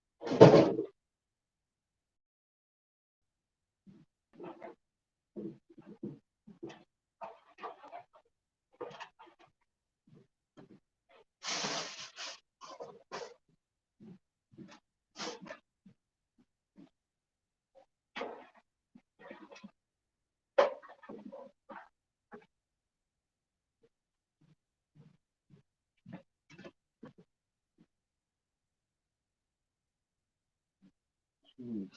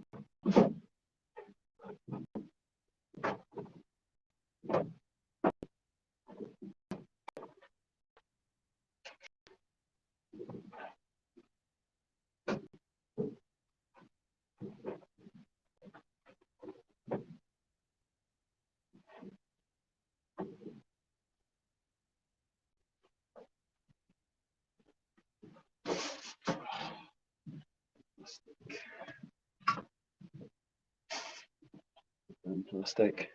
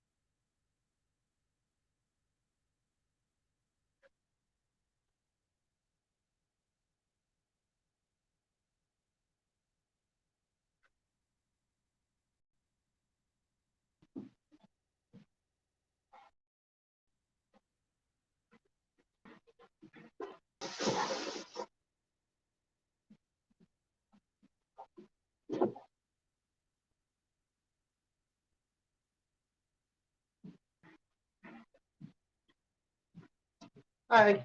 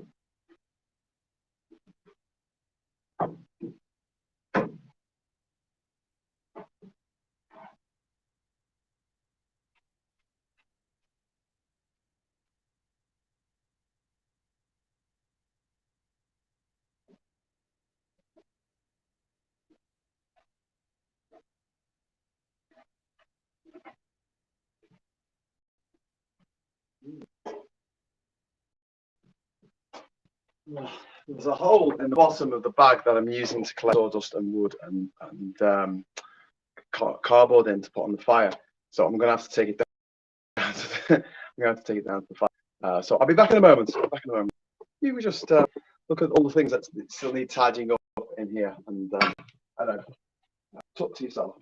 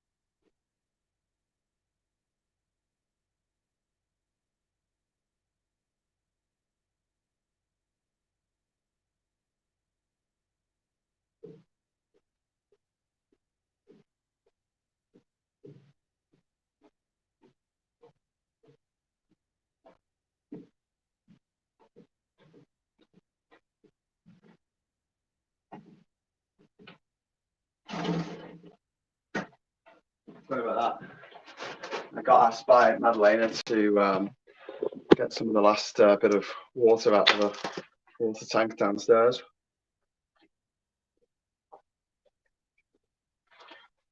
Been running really low on water. It's okay. I've got this, and I've also got a massive. So,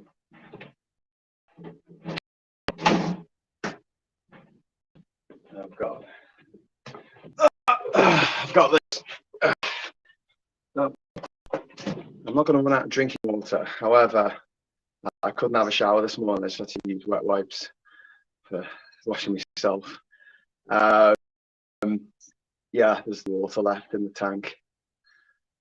I'm really, really kicking myself for saying that someone else could come and stay on the island before everything was ready, because I thought something like this might happen. Like, you know, obviously one more person on the island, you end up using a lot more water, however you cut it, because you've got to flush the toilet. They've got to be able to wash that, and obviously you have to flush the toilet more than you do when it's just me using it.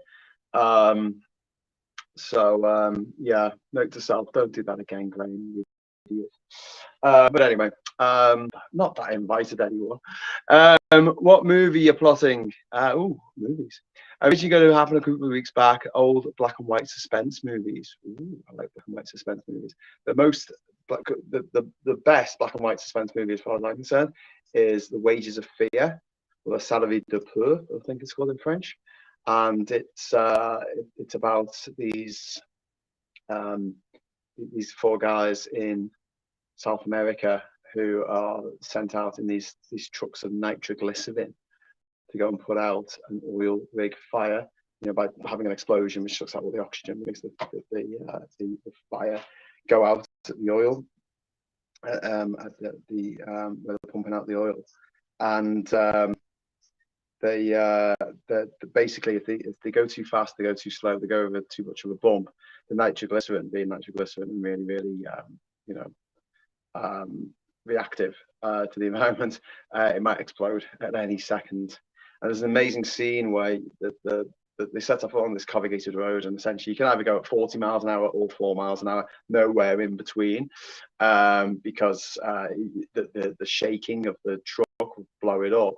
And the first one goes and says, listen, if you have problems, leave it for 2 hours or 3 hours or whatever before you follow, and you know, just in case. And so they get about halfway, and halfway there's a landing strip, so there's a bit of flat, and they have a puncture, so they have to slow down on the flat. So they start off at 40 miles an hour, they slow down on the flat, and then they fix the tire, and then they don't have enough of a runway to get back up to 40 miles an hour, so they have to do the rest of the journey at 4 miles an hour, thinking it's okay. The others are going to wait 3 hours before setting off across the stretch of road. The others get impatient and decide to set off at 40 miles an hour. And so you have the scene, you've got one truck in front that can only go at 4 miles an hour, one truck behind it and can't speed up, one truck behind it which can only go at 40 miles an hour and can't slow down, and on this corrugated road, and it has tend to sell. It's like Speed. Probably where they got the idea from, for Speed. You know, you get up to 50 miles an hour, you can't go back down or blow up. Essentially, that's what happens, except they've got the added threat of the thing coming towards them really quick. They're looking in the rearview mirror, and like, they're gaining on, what am I going to do? And they know that if the two trucks stop, if one of them speeds up, if one of them slows down, if they stop, whatever, if they hit each other, everything blows up. Great film, Wages of Fear, 1956, maybe? I don't know. Someone look it up on the Internet Movie Database and let me know what year it was.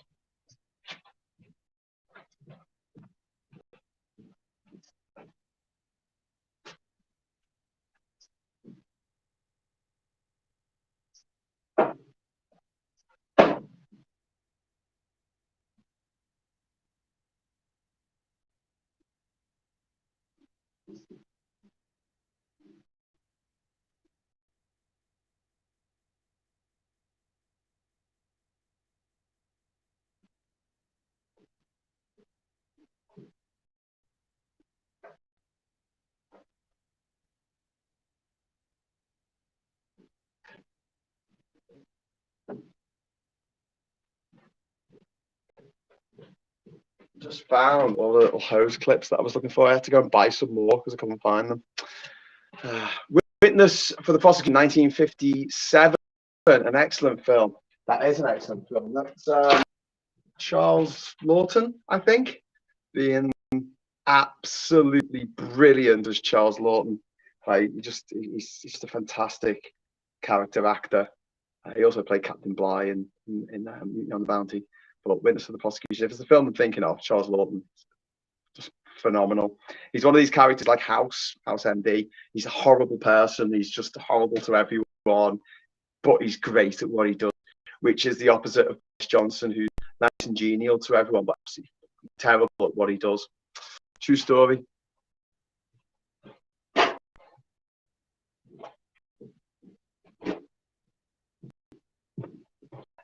For black and white suspense, I mean, anything by Hitchcock, it's all the films. He really, he's just fantastic. Just a fantastic director. 39 Steps, I'd recommend. Spellbound, Suspicion, even Saboteur, which he was made during the war, part of the war effort to, to out saboteurs.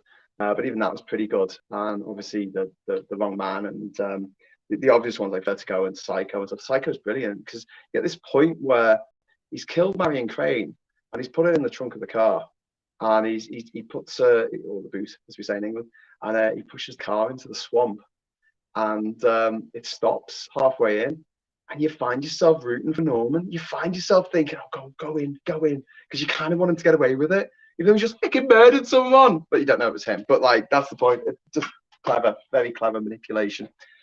His later films like Torn Kearney, Marnie, and Frenzy.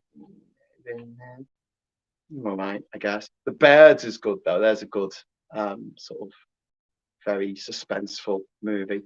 And yeah, the original Rebecca that he directed was pretty good as well. By the same author, Daphne du Maurier wrote both Rebecca and The Birds, weirdly enough.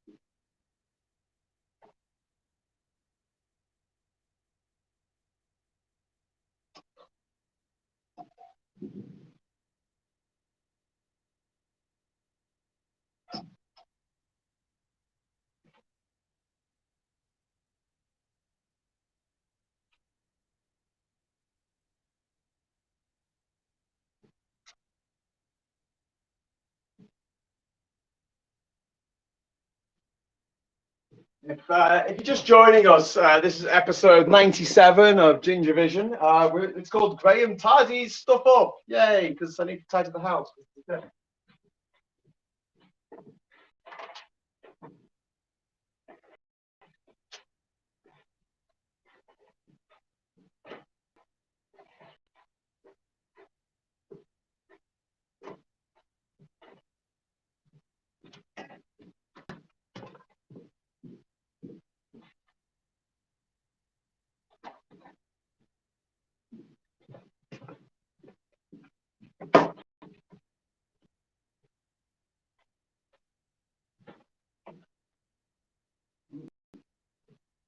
And a block of wood stuff.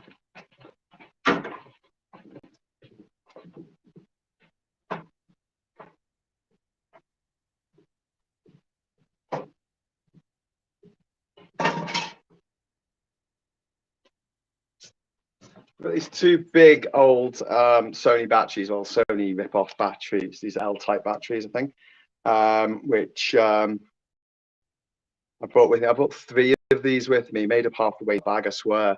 And these 2 don't work anymore. This one I dropped, and the fronts came off. This one fell in the water. Not going to work anymore, unfortunately. Which kind of sucks. I don't know what to do with them now. I don't know whether to because they've got those common cells in them that you get in all rechargeable batteries. There's a certain type of batteries, rechargeable batteries, about the same size as an AA, slightly bigger, I think. but I could break them open and get those batteries out. They probably still work inside, but the connections that connect them all together and everything are snookered. So I'll keep them for the moment. I obviously don't really want to throw batteries out on an island. So yeah.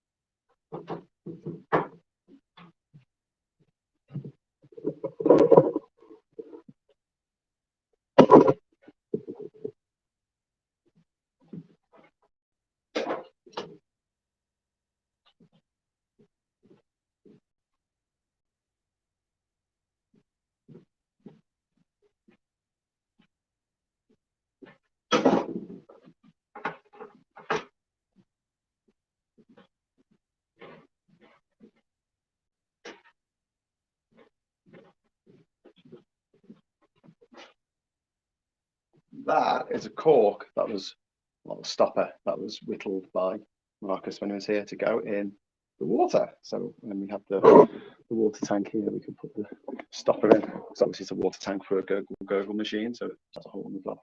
You don't want dust getting in there and insects, whatever. So put that on. Actually, he made it for his room because he broke the top of his room. He dropped it out of his pocket or something when he was going up the stairs. So he made it for his room, and we finished that. So that's for the water.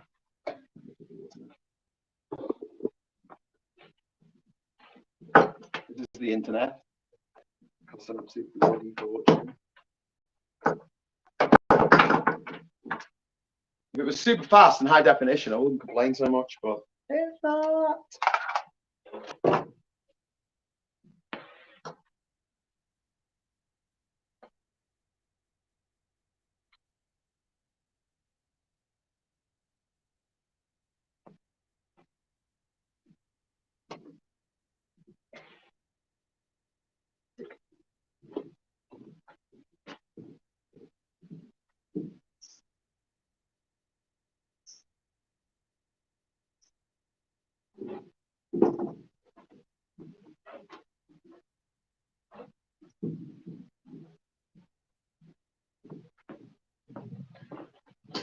Oh, come on, rain. We really need some rain.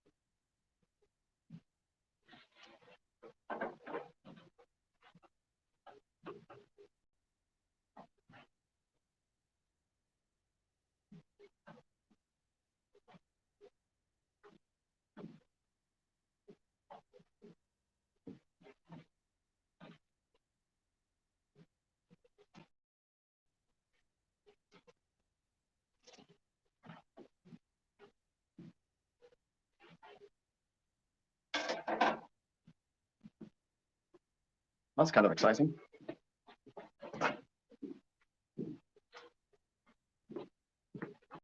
Okay.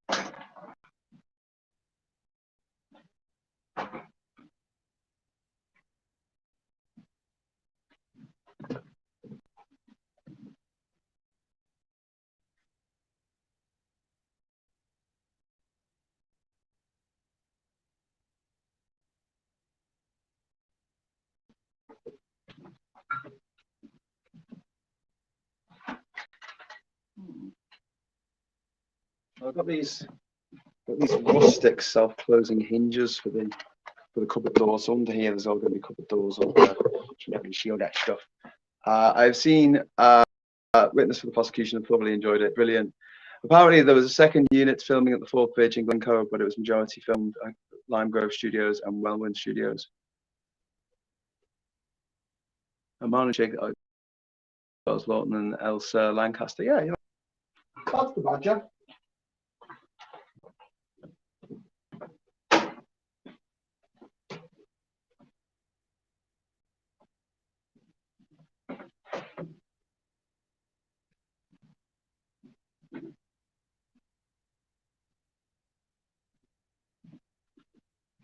Found this stick, sir. I also found these feet. Look, little feet. They've got little nails, screws, sorry, coming out. They're for something. Maybe they're for R2 Disco. No, they're not for R2 Disco. He has no holes.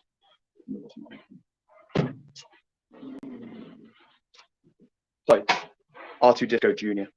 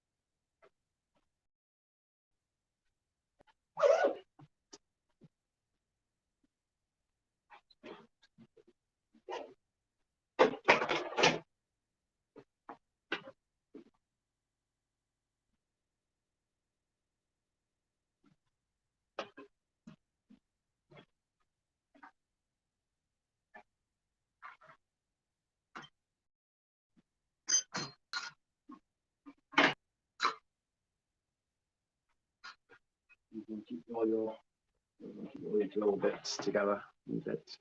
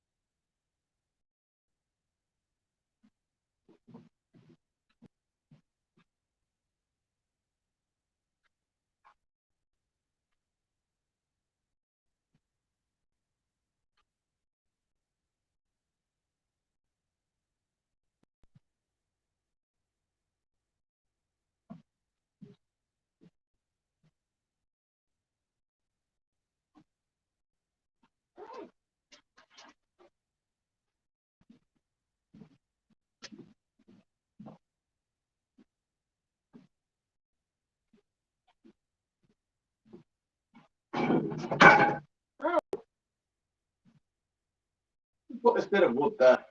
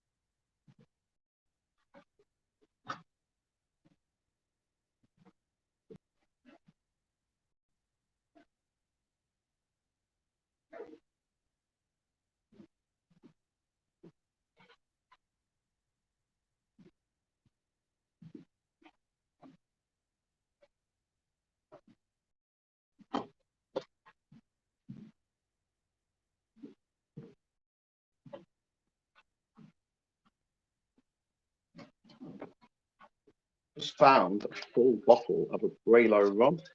That's exciting.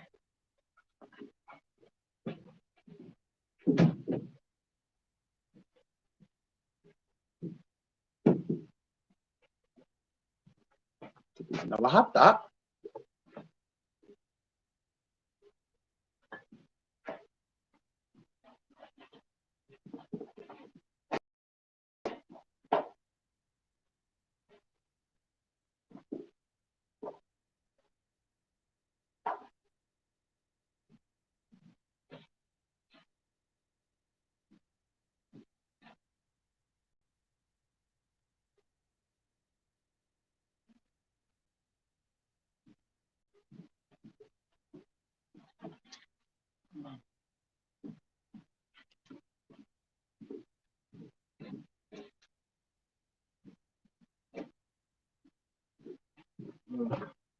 Tell you what though, it's going to make my life so much easier, like actually having all the tools in one place.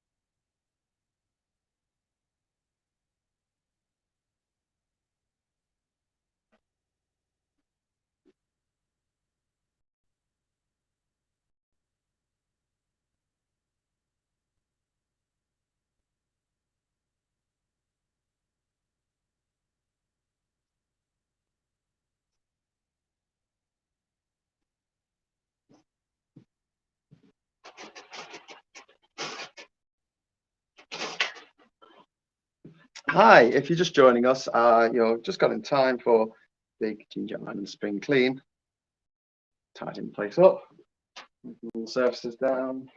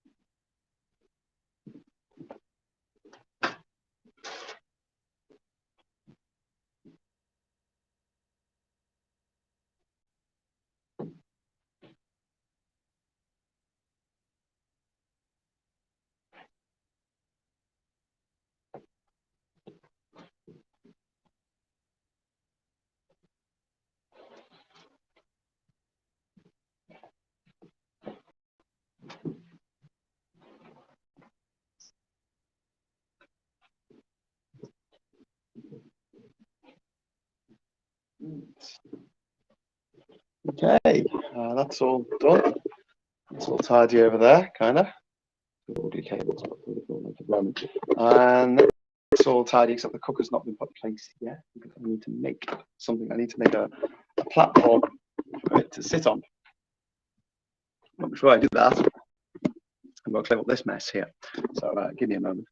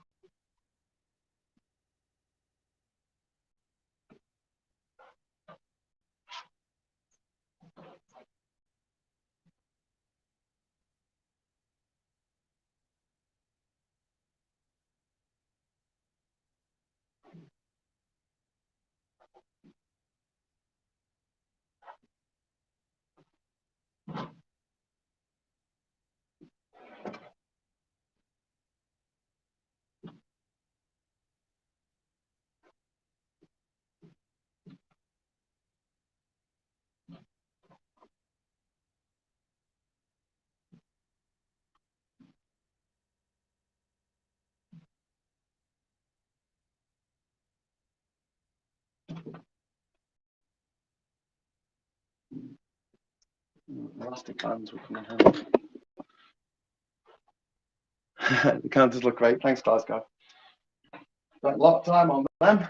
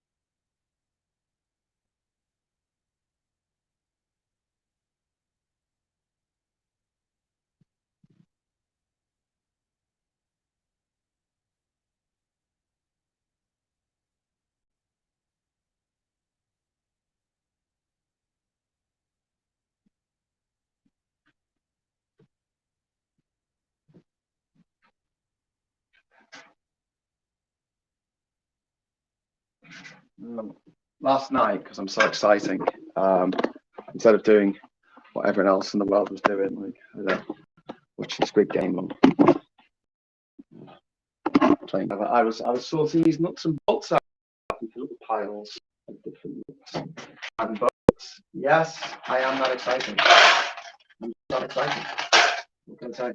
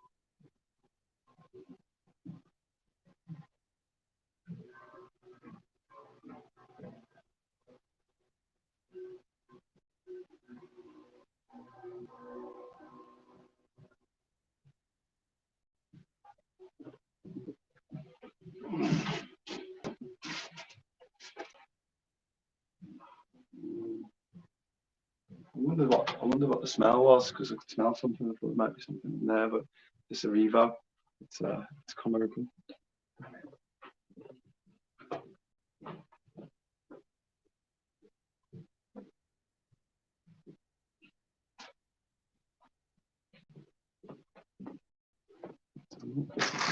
Good stuff to get in the hands.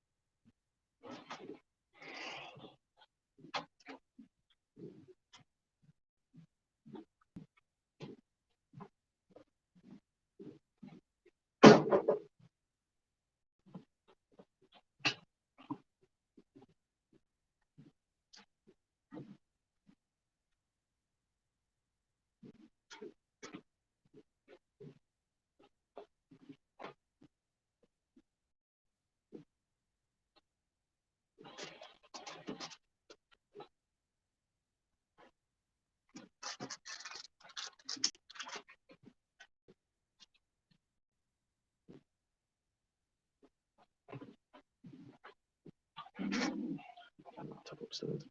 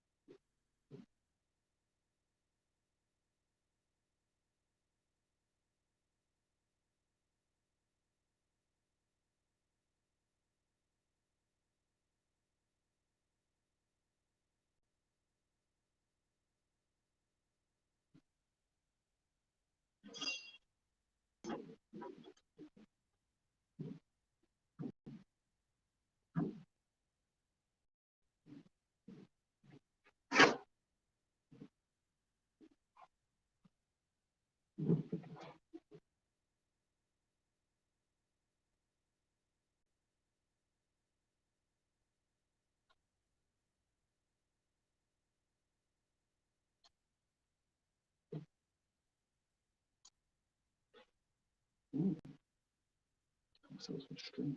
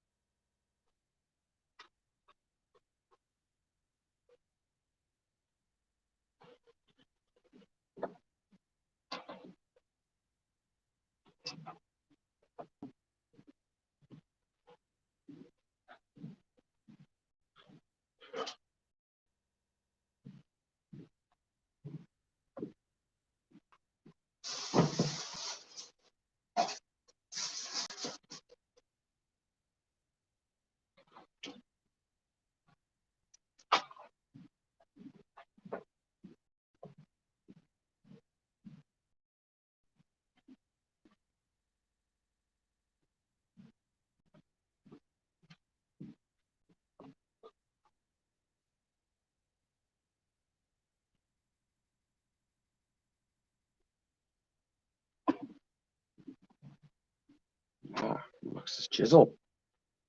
Place it on there.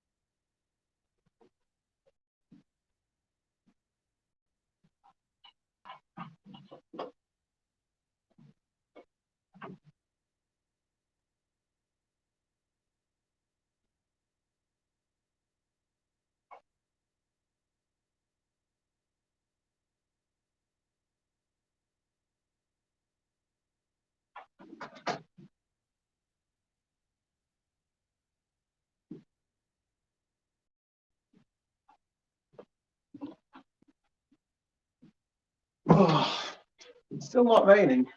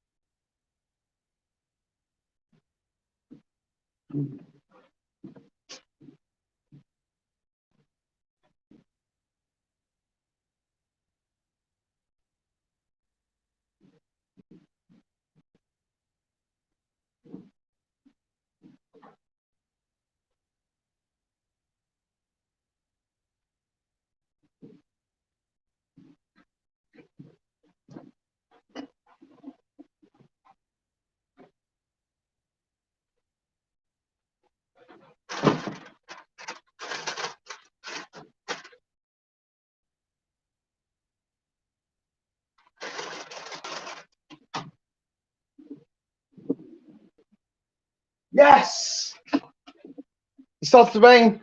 It starts to rain. It starts to rain. It's raining. It's raining. It's raining. Yes! Finally, it's raining. Thank God for that. Oh, I better go and rescue that wood. Down there, just 1 second.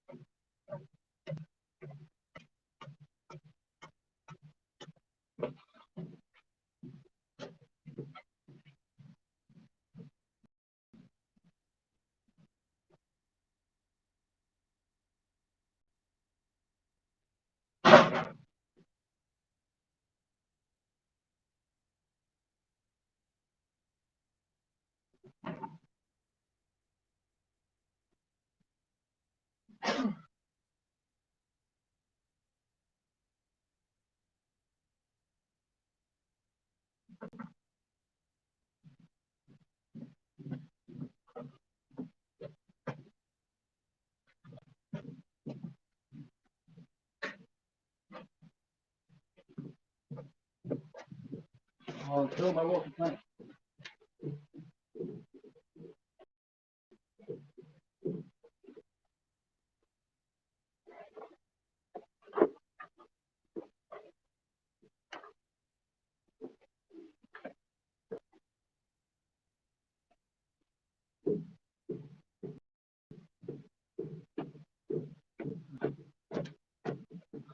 All things being equal, I'll head down to the boat dock to swim in this because it'd be glorious.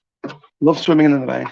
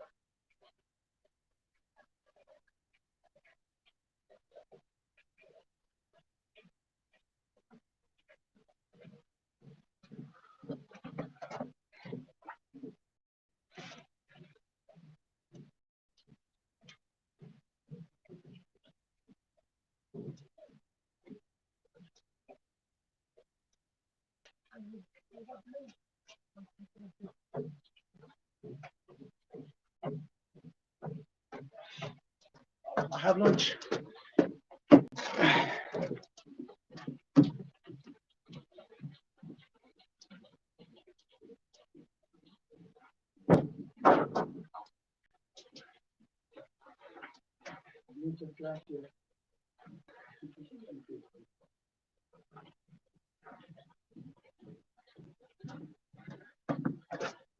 Thanks. I just got delivered lunch. I wasn't expecting this because I've nearly got my cooker set up.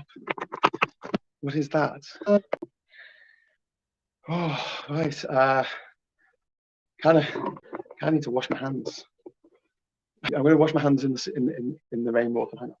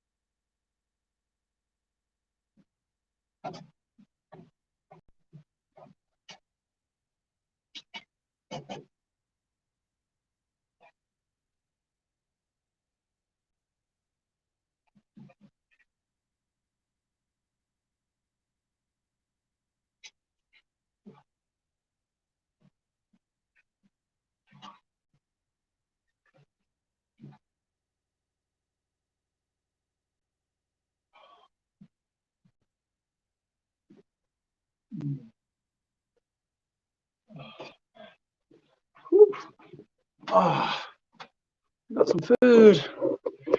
Hi.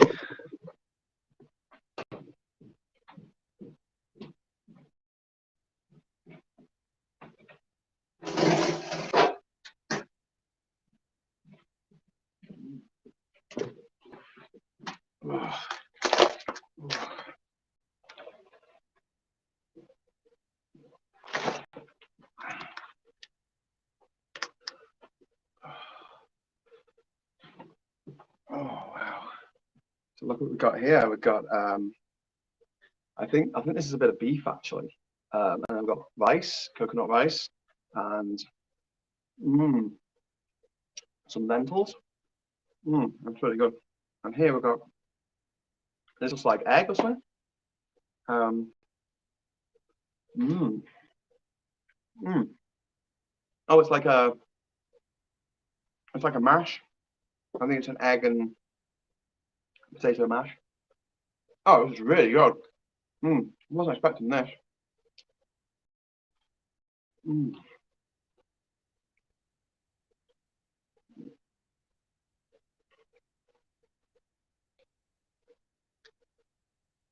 Mm. Mm.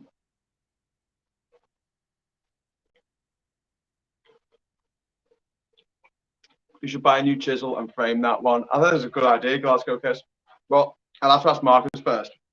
I think he wants the chisel to be used correctly. Well, yeah, I'll ask him.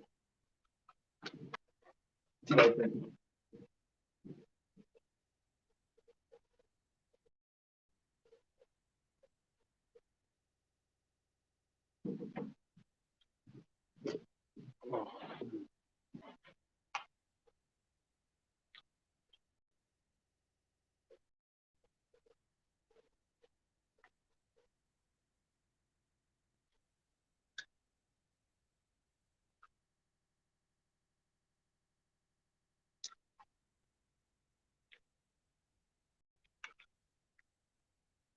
Mm. So that's all cleaned up there. Just got to finish off doing this bit here, and then I'll make the platform for the cooker to stand on.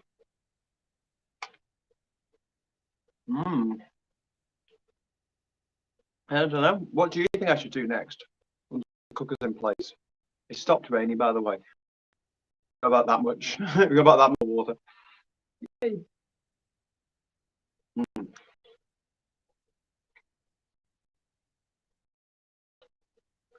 Damn it.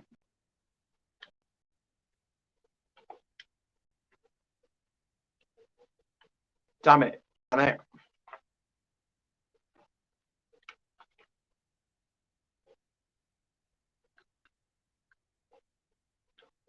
Since a meeting, it's sort of a parlay. So if anyone wants to leave a comment or wants to ask me about something that I'm working on or to ask me when this is going to be done, feel free.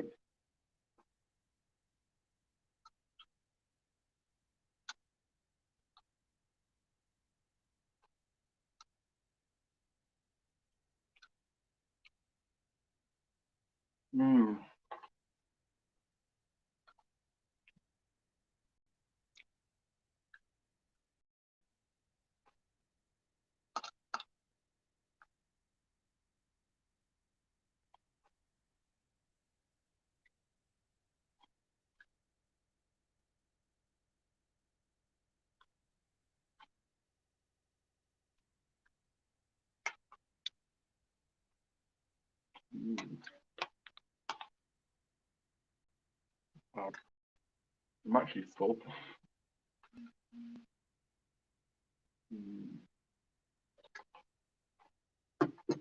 I have to leave that for later.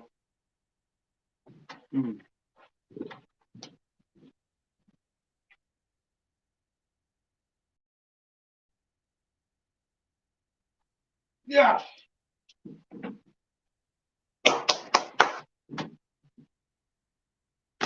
Just to respond to the question about connecting Glasgow, about the walkway to Ishmael's house, yeah, we've factored that into our calculations. Don't worry. But also just got a text off Leo, who is Ishmael's brother. Ishmael doesn't have a bank account, so getting money to Ishmael is a bit difficult. The way I normally do it is via Western Union, which is the worst way in the world to send money somewhere because it just costs a fortune. Ishmael was telling me that when the Western Union in Boca's town was closed, he had to go all the way to Changmanola, I think, in order to go to the Western Union. And it ended up costing him $60 to get there. And he got there and they didn't have his money. And he had to come back. So best way to transfer money that I found is TransferWise, which is now called Wise. But I've never transferred to a Panamanian bank account before. And I just got the WhatsApp message saying that the money's gone through, which means I'd love you guys to help me out with this one because I've paid the money out now. But essentially the money is in the account for Ishmael to buy a motor. So we're gonna put that order in today or tomorrow, and apparently it's gonna take a week to come in. And we'll go to Amarante and we're going to pick up a new motor for Ishmael. This is for news because it means that it just absolutely liberates Ishmael and his family to be able to travel around the archipelago, no problem. It's really, really difficult getting around here if you don't have a boat motor, as you can imagine, because it's all surrounded by water. So that's great news. That's great news. I don't think Israel's there at the moment, but I'll just respond to Leo and then I'll go tell him. Great news.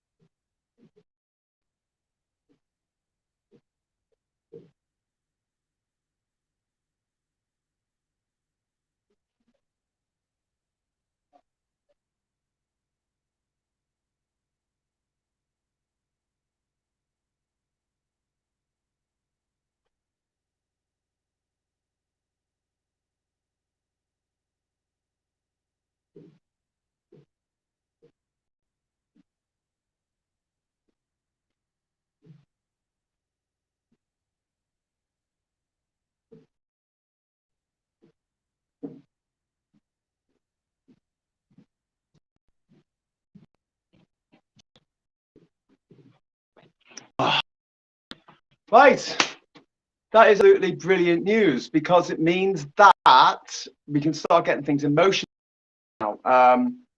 If we can order the engine today or tomorrow, not at the moment, by the way, he's gone to sort out the Lavelle wood because the tree that's getting cut down. I was explaining a little bit about it earlier, that it grows back. The Lavelle tree grows back, so it's not as environmentally damaging as actually taking out a tree and then it's dead. And also because any tree, when it's growing, consumes more CO2 and pumps out more oxygen. It's actually a good thing for the environment if you've got an old Lavelle tree to grow a new one out of the old one. It's called coppicing. So yeah, great news there. And also,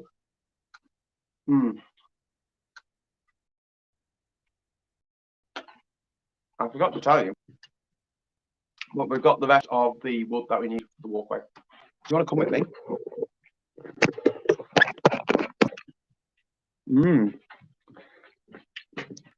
17 days to make the walkway. Any other plans? Yeah, I want to beautify the island. I want to do lots of signs. I want to do more plaques to go in the house, maybe with like quotes on them or something for people to read when they're staying on the island. I want to make little signs around the island using the same technique that Marcus showed me with the router and everything. we've got the walkway to do. That's going to be priority because that has to be done before anyone else comes here.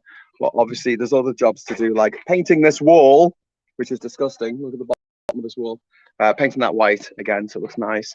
Also, finishing off the heating under the house here, clearing all that, getting rid of that chest freezer. I want a concrete here. Well, this is under the solar panels. I want this to be a work area, bring Marcus's workbench down here, and have this as a dedicated area for creating sawdust and nonsense. So that's the plan with that area. Don't know if we're going to get that done while I'm here, but certainly the walkway is something that we are going to be working on. So what we're thinking at the moment is, see this, there's a little square of cement there, concrete, that's going to continue to about here, where these old boards are here, old walkway. And then this is going to start of the new walkway. It's not going to be quite that high, but it's going to be pretty high off the ground because we're building up the ground around it. The other thing we're going to be able to do once we've got motor is we're going to be able to pay for someone or a couple of people to go to Ishmael's dad's farm and get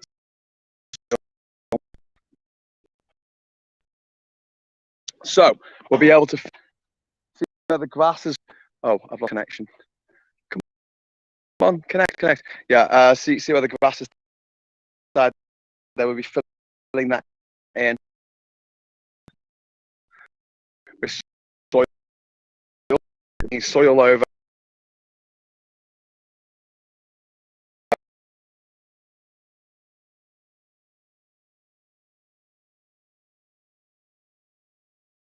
Cars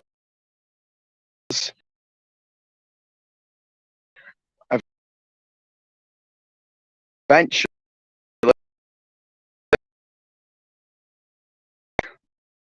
all it is at the moment that you can see the grass where you get leveled off for the to grow. Actually looking at sort of at it, it's not what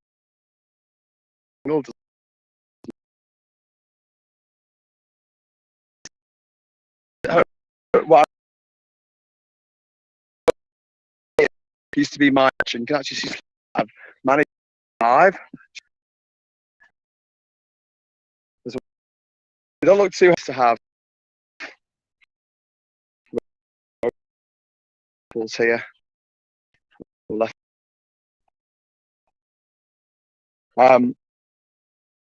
Over here.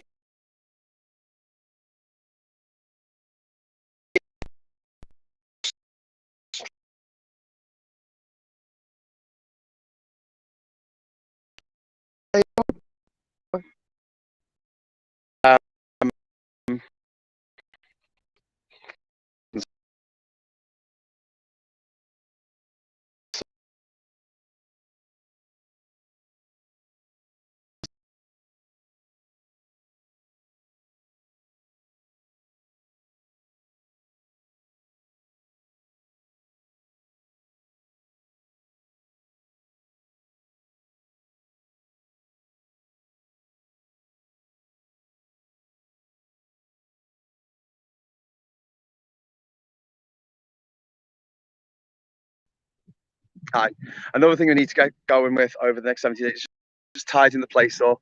Obviously, making the house and tidying it up, but all this stuff moving. We've got some old timbers here, which could be used for something cool. I could build old, furniture out of it or something. We've got the motor off the old boat. We need to do something with that. Obviously, dismantle it and maybe sell the spare parts. I don't know if anyone wants them. That's the transfer of the old boat, which we'll be throwing away. I don't think we need to use that at all. Also, we need to fix the boat dock. See these cruciforms here? They're actually pilings for the boat dock, so they go underneath the boat dock to hold it up. The concrete that is currently at the boat dock is crumbling away, so it needs to be replaced with this stuff, which is shielded by the PVC. So the concrete and the PVC, it's all good. What I want to just show you, this is the rest of the Nispero wood. This is the ironwood that we're building the rails of this walkway. I think we're slightly over-engineering it myself, but I pay for it now. So, but this wood here, this wood here, this is going to be the rails. Obviously, they've doubled them up there, and then there's a stack of them there. We'll basically them all so they're all in a line. They're going to come to this point here of the old path. The old path continues up that way, whereas this is going to branch out and go that way. You see, it goes to the center of the island. There, I want to build a gazebo at some point, but I don't think we have time. Let's not get ahead of ourselves. But we get into the island, and then it takes a little bit of a turn and goes straight towards the house. So hopefully, when you're walking towards the house, it looks really, really cool. Walking towards the house. But some of us are looking at the stars. Oscar Wilde would be a great quote to put in the bedroom. Yeah, that would be cool. Actually, I was thinking, from Caliban's speech in The Tempest. I think that might be a little bit. I don't think anyone's going to get it. People are like, why does it say "Don't be afraid" on the wall? People are trying to translate it using Google Translate. What does this say? What the hell? Be not afeared. Yeah, this isle is. What is it? Something like gives a lot of strange noises that give delight and hurt not. Or something. This whole area here is going to be transformed over the next few months. Back here, hopefully next March. That's the plan. But this area here, this is going to become a garden. At the moment, it's just some patch.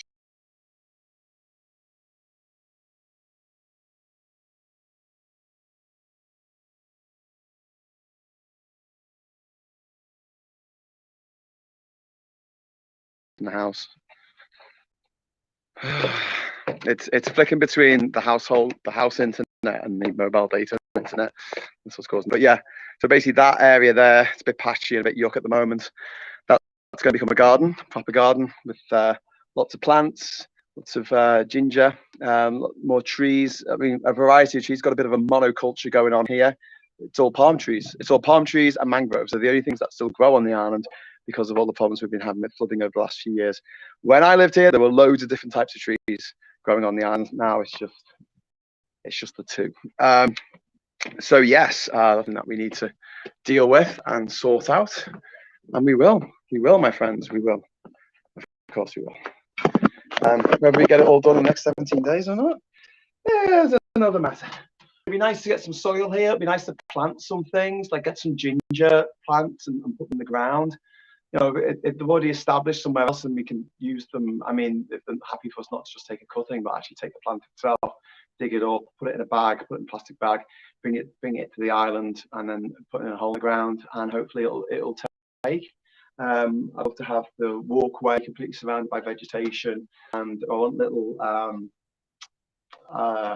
arbors, you know, like a little archway, a wooden archway, little arbors along the way as you walk, and yeah. Yeah, that'd be good. We're all in the gutter, but some of us are looking at the stars. My favorite quote of all time, which I've mentioned before on my feeds, but it's from the video game Grim Fandango, and at the end they're on the train, about to enter the ninth underworld, the land of eternal peace or whatever, and Mercedes says to Manny, you know, are you scared of what lies beyond? And he said, it's one thing I've learned. It's that nobody knows where you end up, so you might enjoy the trip. Oh, sorry, no one knows what's waiting at the end of the line, so you might as well enjoy the trip.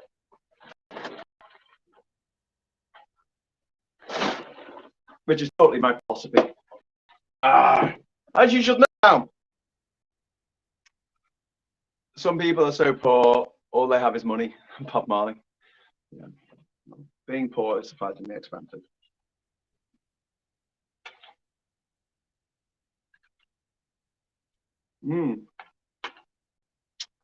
Being rich is surprisingly cheap.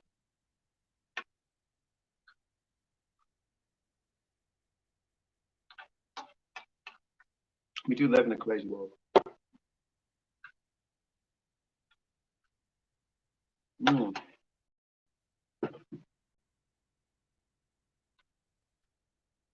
It's delicious. I'm gonna go say thank you to Domelina. You can look at the mess that I still got. Fix that mess.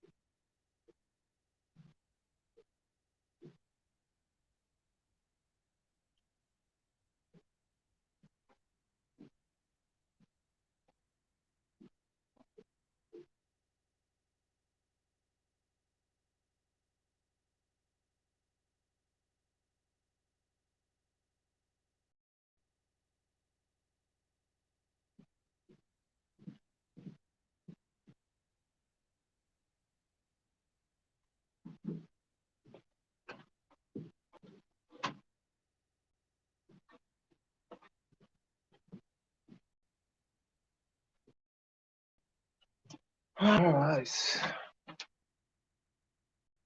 Bon appetit, hydrate.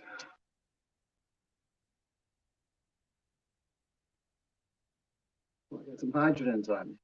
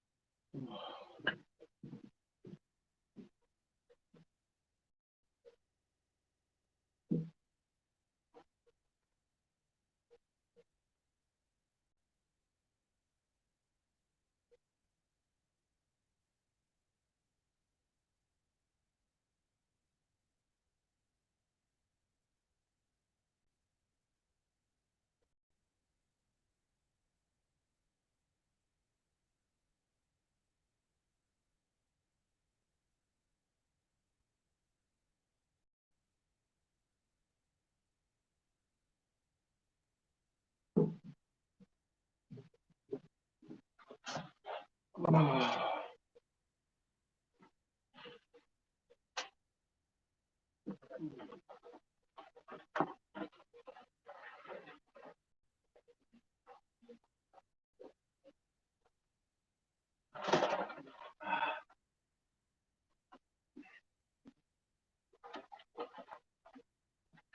Need more water.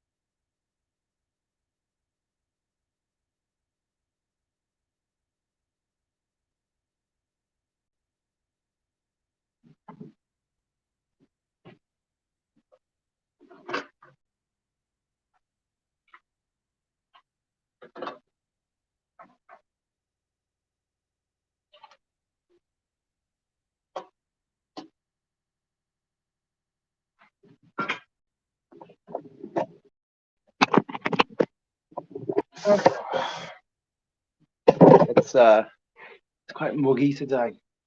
It's overcast, and I kind of expected it to rain. It's not actually raining, which is quite frustrating, to say the least. Nice. We get this big fella into this little fella here, which is easier said than done. Ah!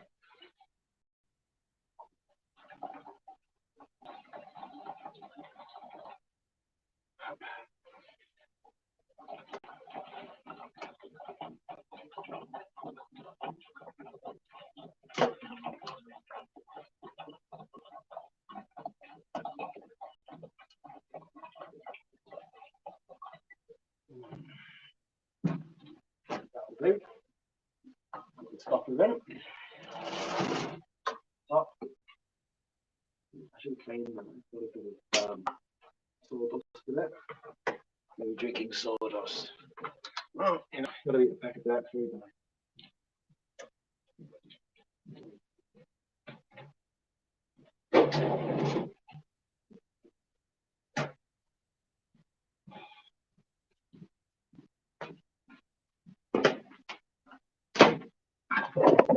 Oh, nice. Oh. Where was I? I tell you, I've done nothing today. I've really done nothing. I've just tidied up. That's it. Absolutely knackered. It's not like I'm doing lots of physical labour or anything. It's just when it's so hot. Ooh, nice breeze. Ooh, a nice breeze just came through the house. But when it's this hot, it's just so hard. Just just think. Just use your brain. It's weird. It turns people's brains to goo. I don't know what the excuse is in the UK. It's not in that hot there. Everyone's had their brains turned to goo in the UK. Gooey brain people. So anyway, we're talking about quotes and what we want to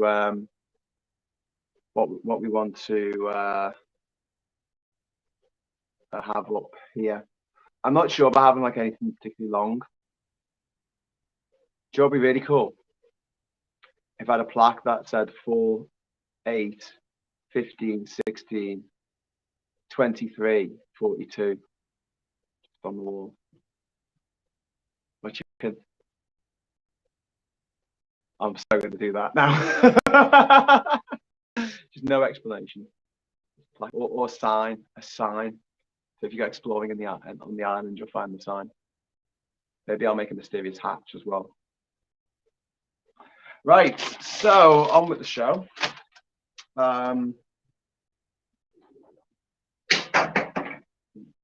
Missed the target there. Oh, never mind. I don't know what these feet are off. I've got feet, and I don't know where they're off. What could they be off? Oh, I don't know.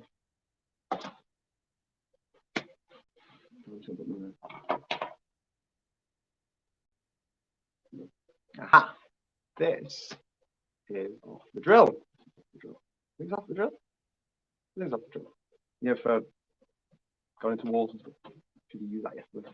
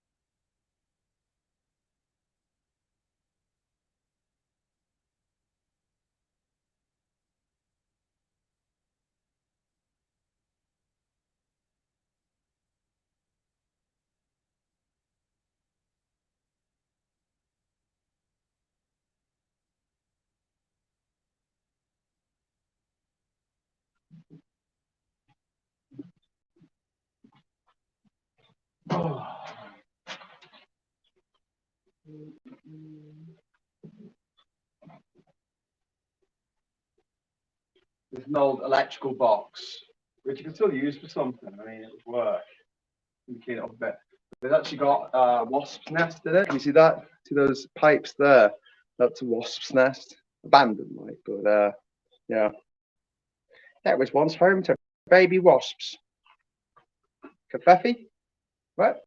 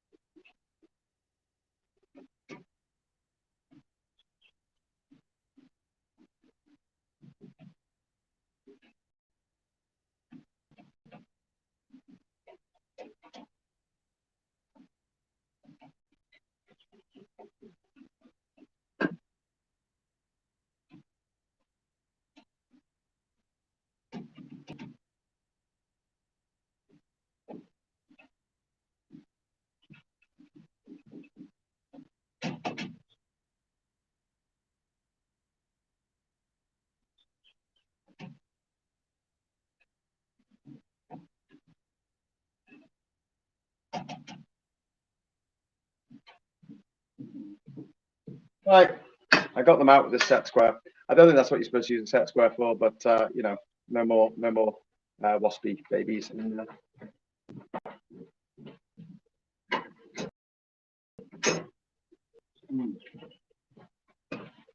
Fun fact: there were some tiny wasp corpses for the wasps that seemed to not make it past baby stage. So there were dead baby wasps in here. Or maybe it was an exoskeleton,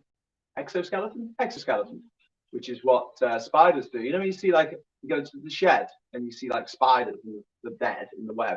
Sometimes that's not a dead spider, that is actually just the shell of an old spider that has got bigger. True story.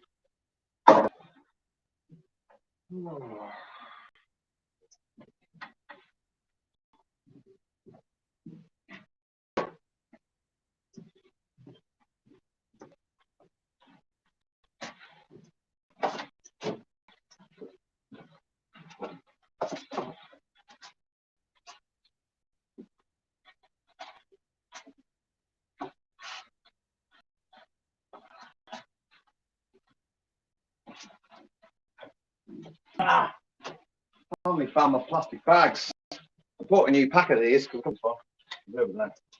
And I got my playing instructions.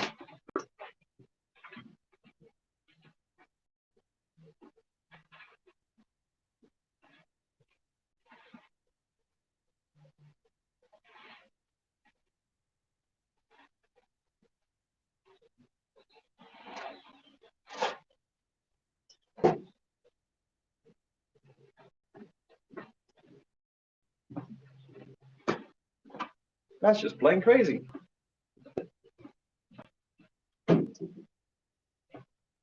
No, it's just plain common sense.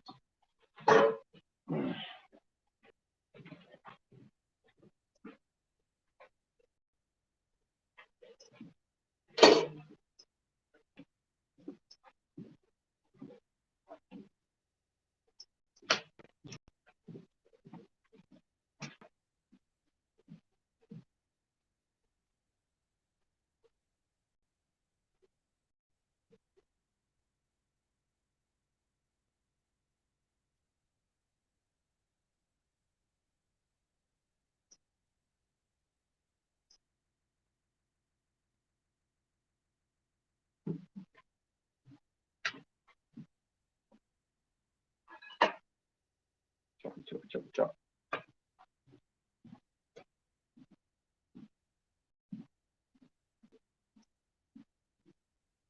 Ooh.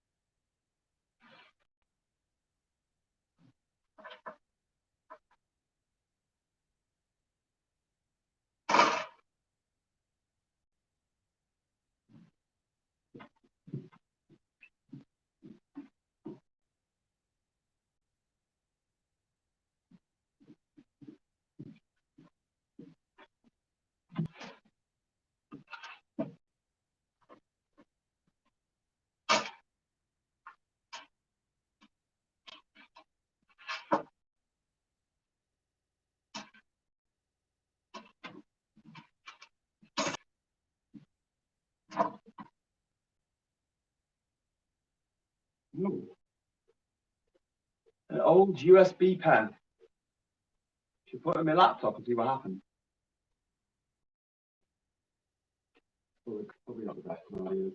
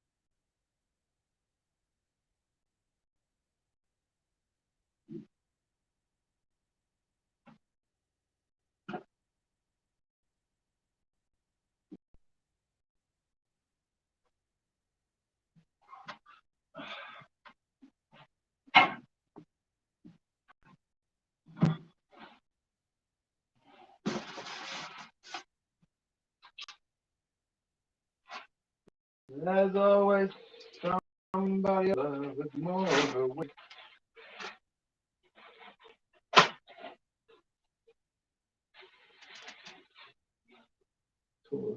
There's always somebody taller with more of a way.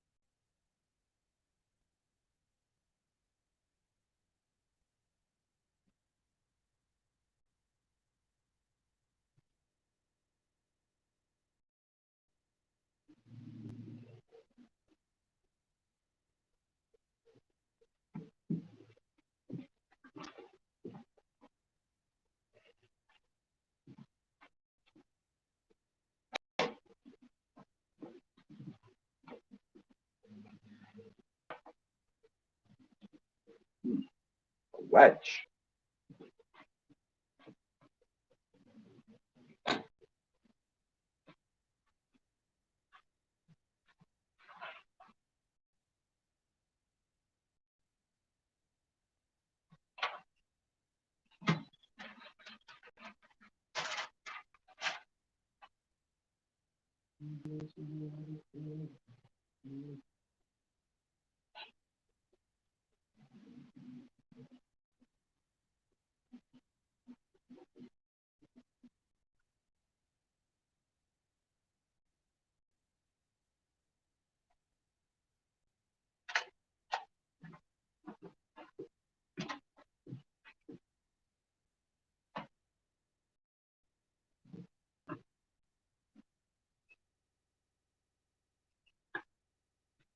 Another USB pen. I found with mine.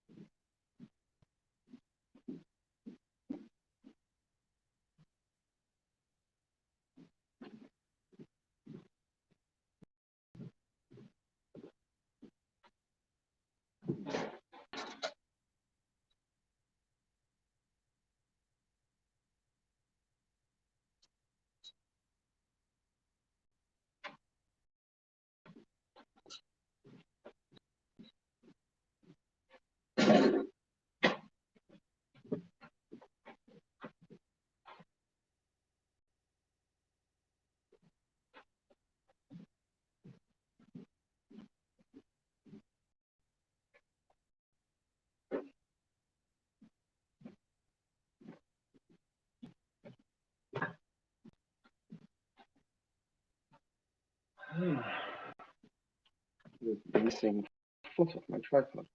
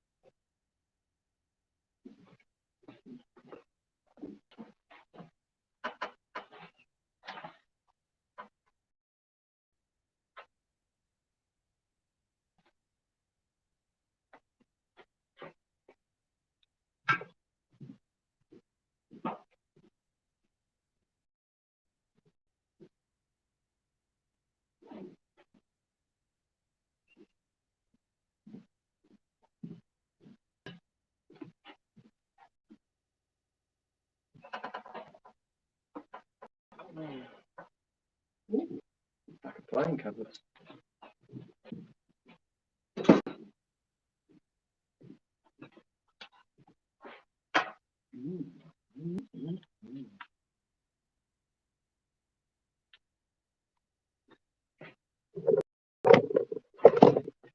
Ah, I've got a deck of playing cards.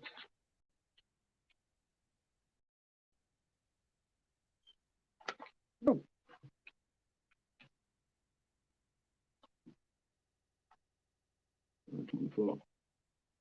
That's not so cool.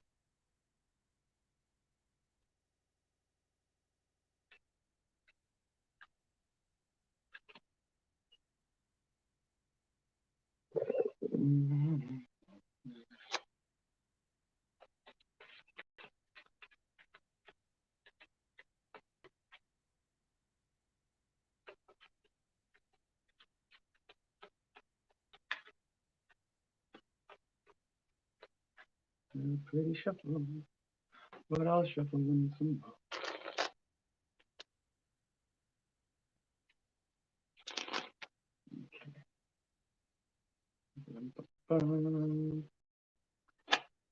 Okay, put the card there. Take the top card. Take it. Take it. Take it. Put this down. 8. Yeah, baby. What I'm doing. Even when I'm sweaty and covered in sawdust. And it's a thing. I think Marcus bought these because they're a French deck. They have different letters for king and queen and jack. And the queen is a D. Down. Lady. I'm the lady. Right.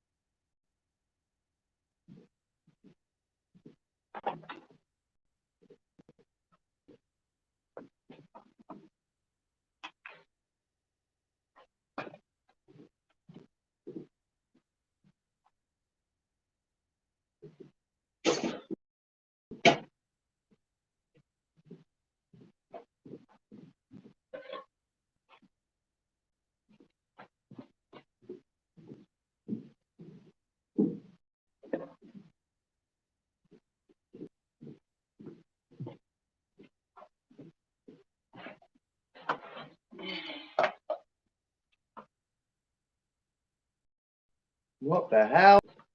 What's going on there? Oh, that's when we tried to put that thing together. Okay.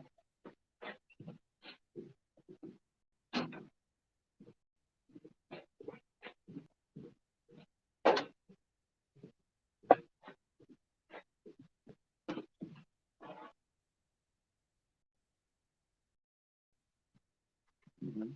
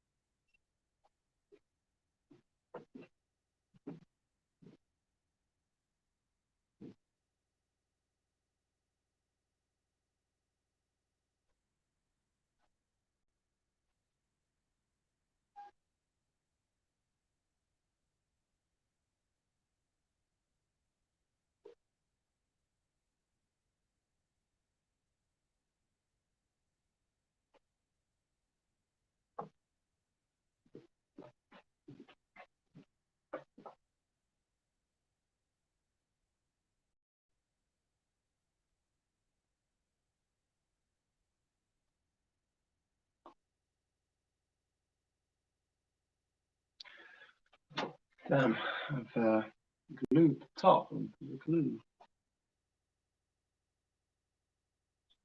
Ah.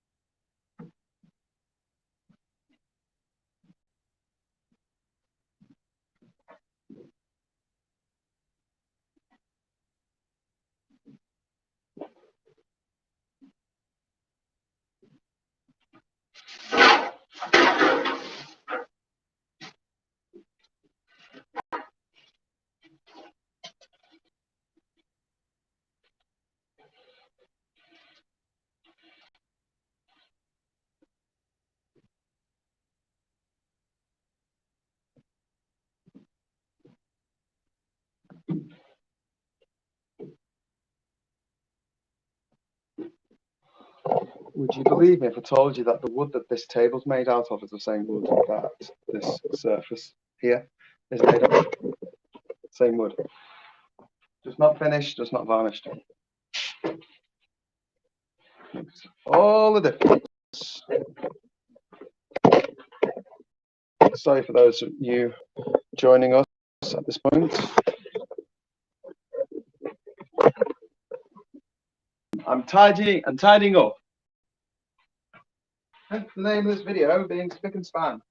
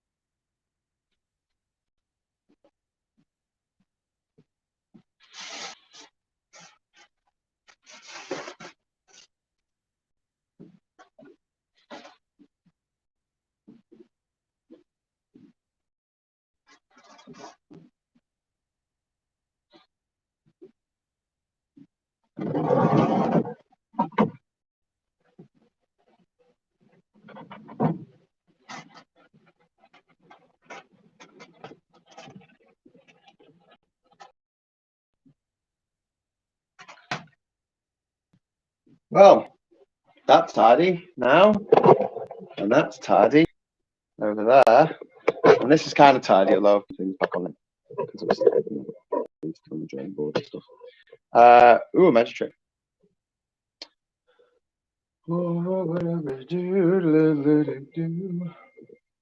Right, so that's a tidying up done for now. Obviously, it's an ongoing task. We'll have to do more tidying up in the future. But the immediate task now, put that in that hole. Put that cooker in that hole. When I was to put that cooker in that hole, you need to make a platform for it to sit on. So, let's get cracking.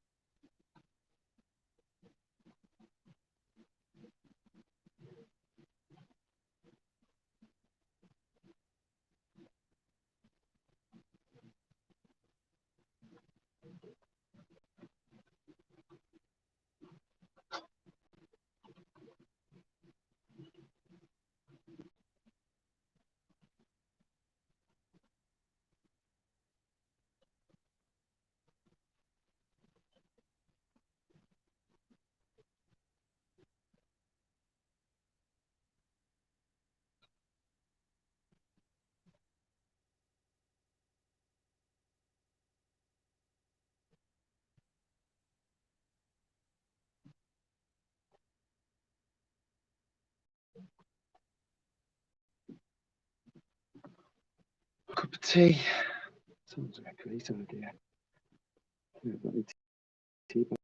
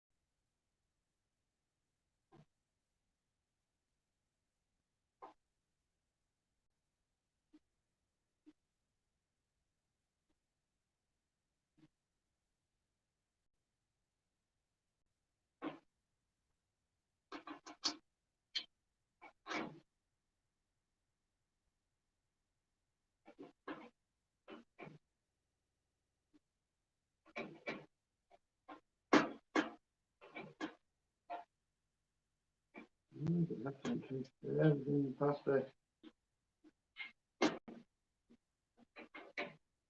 Completely content stuff off.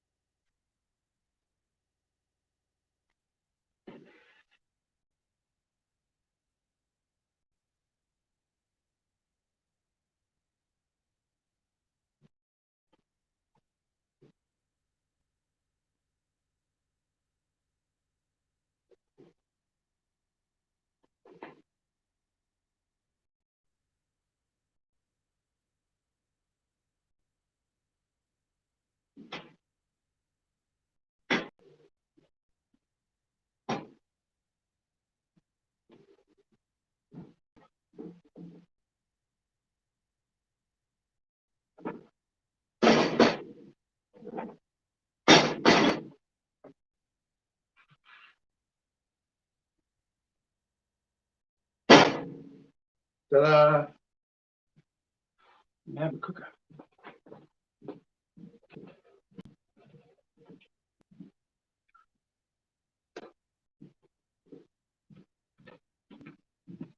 Whoosh! Right, place is tidy.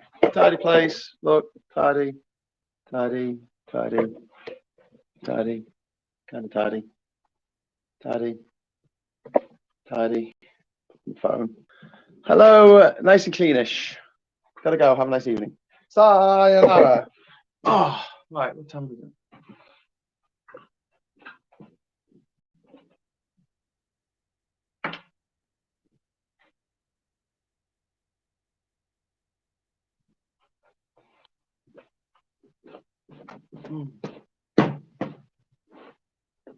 Oh. Hello, hello, hello. Sorry, time. So the owl went back yesterday, which is exciting. You're only 5 hours ahead of me now. 6 hours. So, whereas the other day, yesterday, in fact, it would be 9:30, coming up to 9:30 in the UK. It's only coming up to 8:30. How excitement! Oh, it's very exciting. So it means that I can usually work for an extra hour each day and not worry about missing people at the end of the day, because I can work till 4 here, my time, and it'll only be 10 o'clock. No, 9 o'clock your time. So actually, I could work till 5, and that would only be 10 o'clock. And then I could do JinjaVision Parlay at 10 to 11, and then we could head over to the Discord server. So that actually works out for me a lot better. Thank you very much. Thank you, Greenwich Mean Time. Anyway, so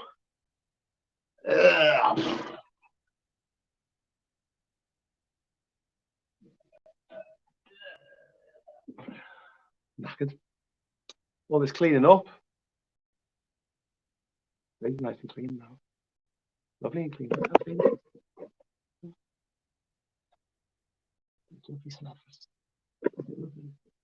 Lovely surface.